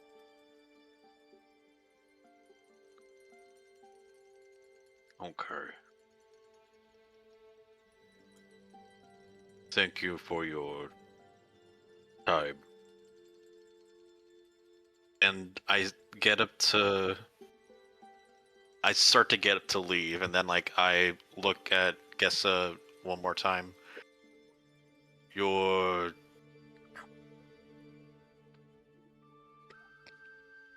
red skin looked good in the candlelight. Thank you. I'm sorry, dear, but I fear you may be a little young for me.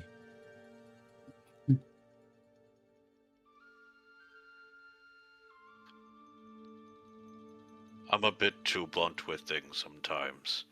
That's okay. I appreciate the compliment. And then I just Pat you. and I'll just go to the door.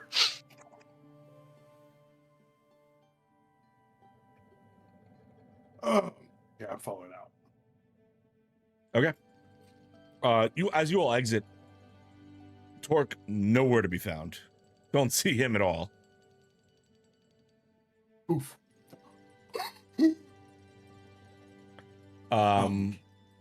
But yeah, you're able to make your way back over to the tavern, the unnamed tavern, as it shall now be called.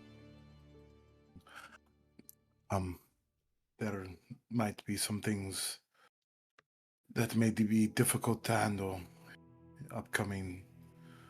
I would like to lead so I'm of clear conscience if we do come into any of these beings for possession.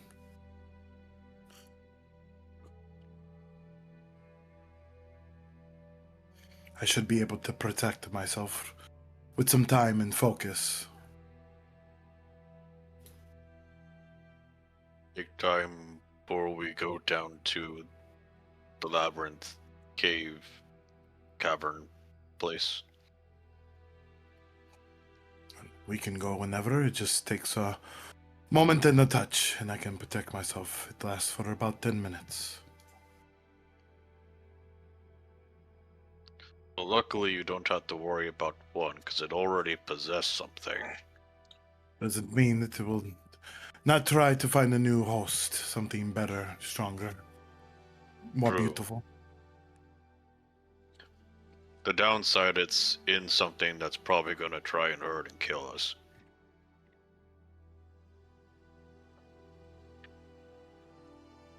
I guess we wanted to give it the moment to do so. Now would we? Just gotta hit it back before it does, and we'll be probably alive. You must have went to the same school that Kin went to. No, I grew up near a river. Yes, you sure did. No schools near the river. Was a fish, maybe?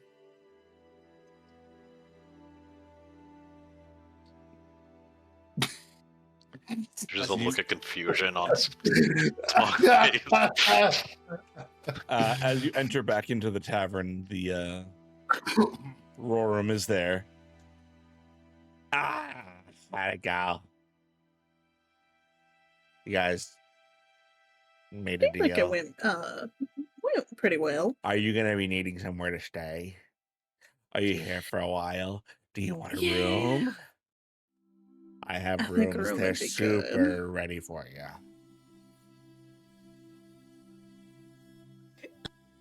you.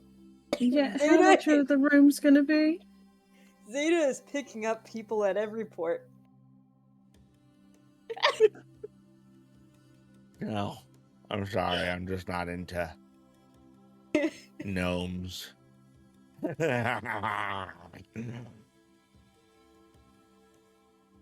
Yeah, a room would be nice. Okay. How many rooms did you want? I've got like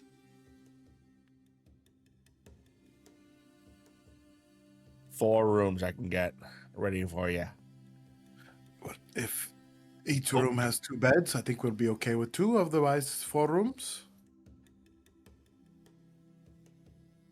2 or 4 rooms? I got confused there. How many beds are in each room? Oh.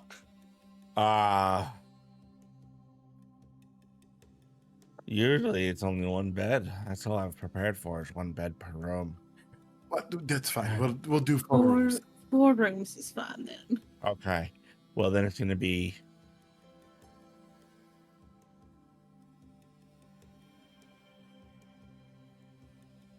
4 silver. Beautiful soul. Yeah, I'll give them 4 silver. Okay, thank you. Here are your keys. And she kind of reaches down into a pocket that is questionable in viscosity. When they like open up their hands to look at the coins, it's like 4 silver and like a button. I look like I need buttons. All my shirts have all the buttons I need. Is this some sort of charity case? Do I look like a beggar to you? It just must have fell in my coin pouch. Are you Nothing of trying it. I'll to- take it back. Thank if you. you don't want it. No, I don't want your buttons. Thank Alright. you. Take my button back. Here are your keys.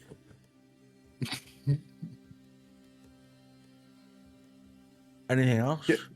I got the keys and distribute them to everyone. No, at least for me. And I do like my best, like Daenerys smile, where I'm like, hi, like, eyes closed and squint, and I leave. I think I appear out of like somewhere question mark and just grab the key offered and just head towards I think the rooms are continuing to avoid questions. You do good work bottling claw wine after I showed you. Yeah, we got it all set up. I've got a whole operation going back here now. I do say I always preferred kegs over bottles. Wow. Always helped collect better. Yes, good for the fermentation process.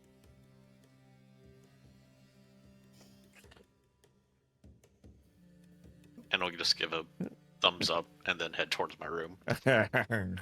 See you tomorrow, or tonight rather. Yes, enjoy the night market when you wake up.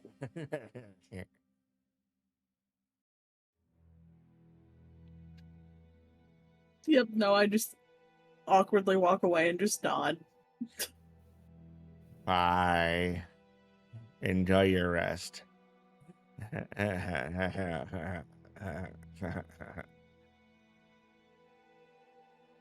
Okay, and with that, you all make your way up. You all make your way up into your rooms, and these beds don't look like they've ever been washed or laundered. Prestidigitation. Your bed is so clean right now. It literally Just- changes color as you remove the dirt and grime from it.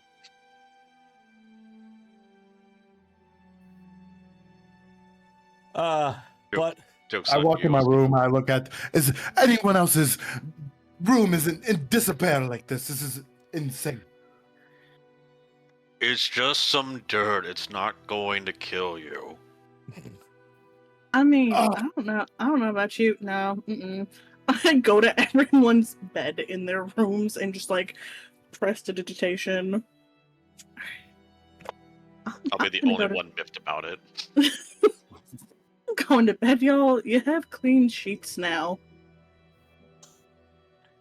Unless there's anything specific you guys wanted to do, eventually you all bed down. So I do think Killen's gonna put their pack and a pillow in the bed and make it look like someone's sleeping in there, and then Okay. sleep under the bed. Okay. So you all head off to bed in the early morning and enjoy a long rest. Eventually, as the night begins to approach, the sun descending, the rooms that you're in all begin to cool off as the hot ocean sun sets along the horizon, resulting in you all rising up as night has overtaken the city. And already you can hear a difference as this faint bit of music seems to echo throughout the entirety of the village.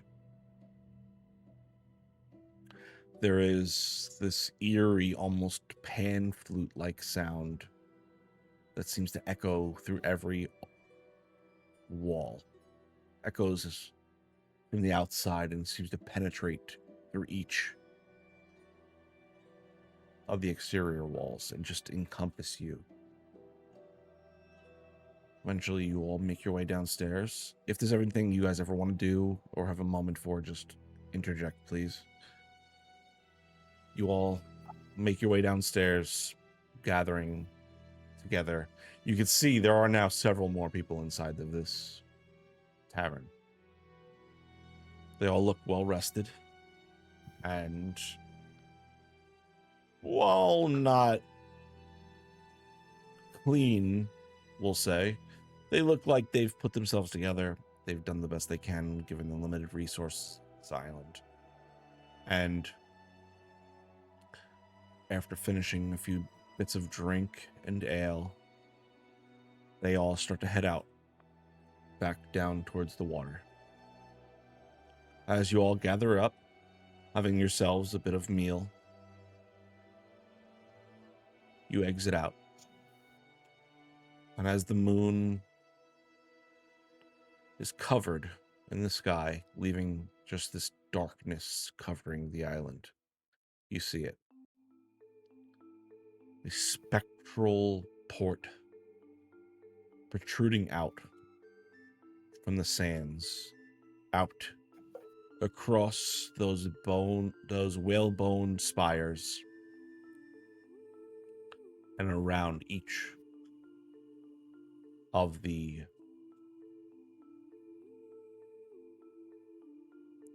dilapidated and destroyed shipwrecks in the sands around the island.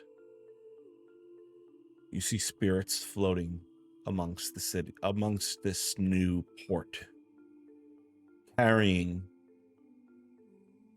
either cages, which you gather are probably those dream cages that you've heard of. You see them trading bits of wisps of energy. What those might be, you're not sure. And you see them looking at the horizon as other ships begin to pull into dock. Smaller ships than even your small ship that you've pulled in with, as it seems like whoever is coming here is coming in fast and for a reason. They're acquiring something that these spirits have to offer. You see no shipments being brought off these boats again. And as you notice one of them making their way to a vendor, you see an energy get pulled from him into one of these spirits before they turn over one of the cages. You see this exchange happen through various of these spirits, then pulling a bit of energy or something from the visitors to be traded, whether for a relic, one of these cages, bottled energy of some sort, and a variety of these other ethereal goods. All the while you see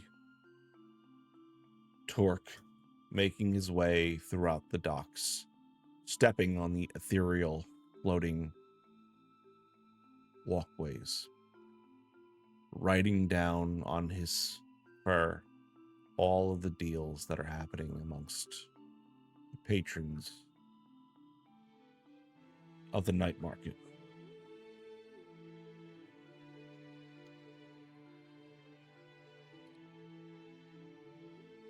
And with one last look, you see Gessa there trading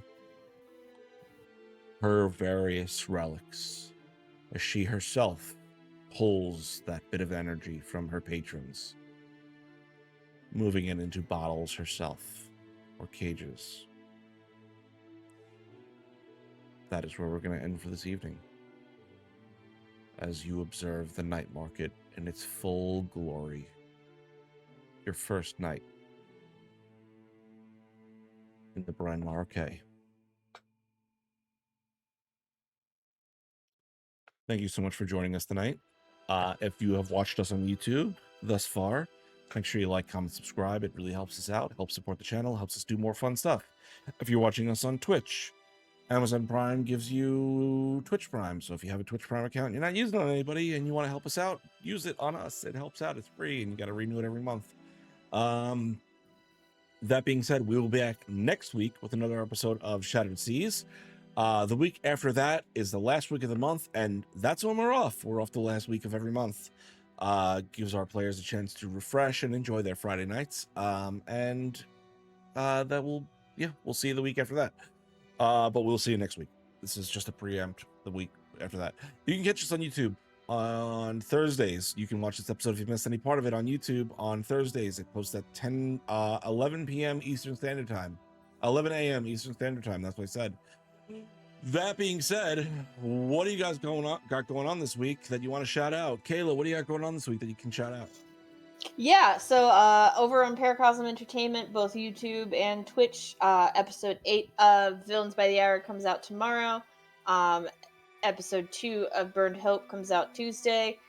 So if you want to see a Daggerheart game with dragons and, people who should really check the skies before they move into open spaces, check out Tuesday's game. If you like pure chaos, villains, or the office vibes, because we do have confession cams in our episodes, go check out episode 8 tomorrow. Okay, Vegas, what do you got going on this week? Yeah, before Shifting Sands on Wednesday, you guys can check me out doing some little spooky, dark horror fantasy folk where I'm playing a scarecrow man named Jekyll Hearts. So, besides that, you can catch me next month on Vegas the Wanderers. We roll into the Raya series and books and how their different characters would be perceived in D&D. Okay. Evan, you got anything going on this week you want to shout out? Not doing any streaming or anything. This will be the main place where you'll be seeing me at all. But I do wish to extend just good vibes while everyone just deals with the average chaos of the week to week, and just hope we all get through it. Z, what do you got going on this week? Alrighty, guys. On Sunday, we are doing part 2 of Subnautica over on my channel. You can find me here on Twitch. Yeah, guys, Thalassophobia, Subnautica, and I have just started the game and have not died yet. That's probably going to change on Sunday. So, if you want some laughs, you want to hear me, just in panic, possibly crying, possibly screaming, who knows, stop by on Sunday for some Subnautica. Okay, as always, I'm Joe. You can find me over at New Age Cosplay, doing cosplay stuff that really poorly. I got nothing going on this week. That being said, if you've watched this episode to the end and you thought something was really funny, tag it, clip it, let us know so I can make TikToks out of it, because I'm really bad at social media stuff and your help is very much appreciated. We have a Discord. The link should be in down below in the stuff. You can click it, join us in there. You tell us what we're doing right, tell us what we're doing wrong, or whatnot. I got nothing else. If you guys got nothing else, remember you can find us next Wednesday for Shifting Sands, the other table for our 2-part story that is being told. Have a good night. We love you, geeks. Good night. Good night.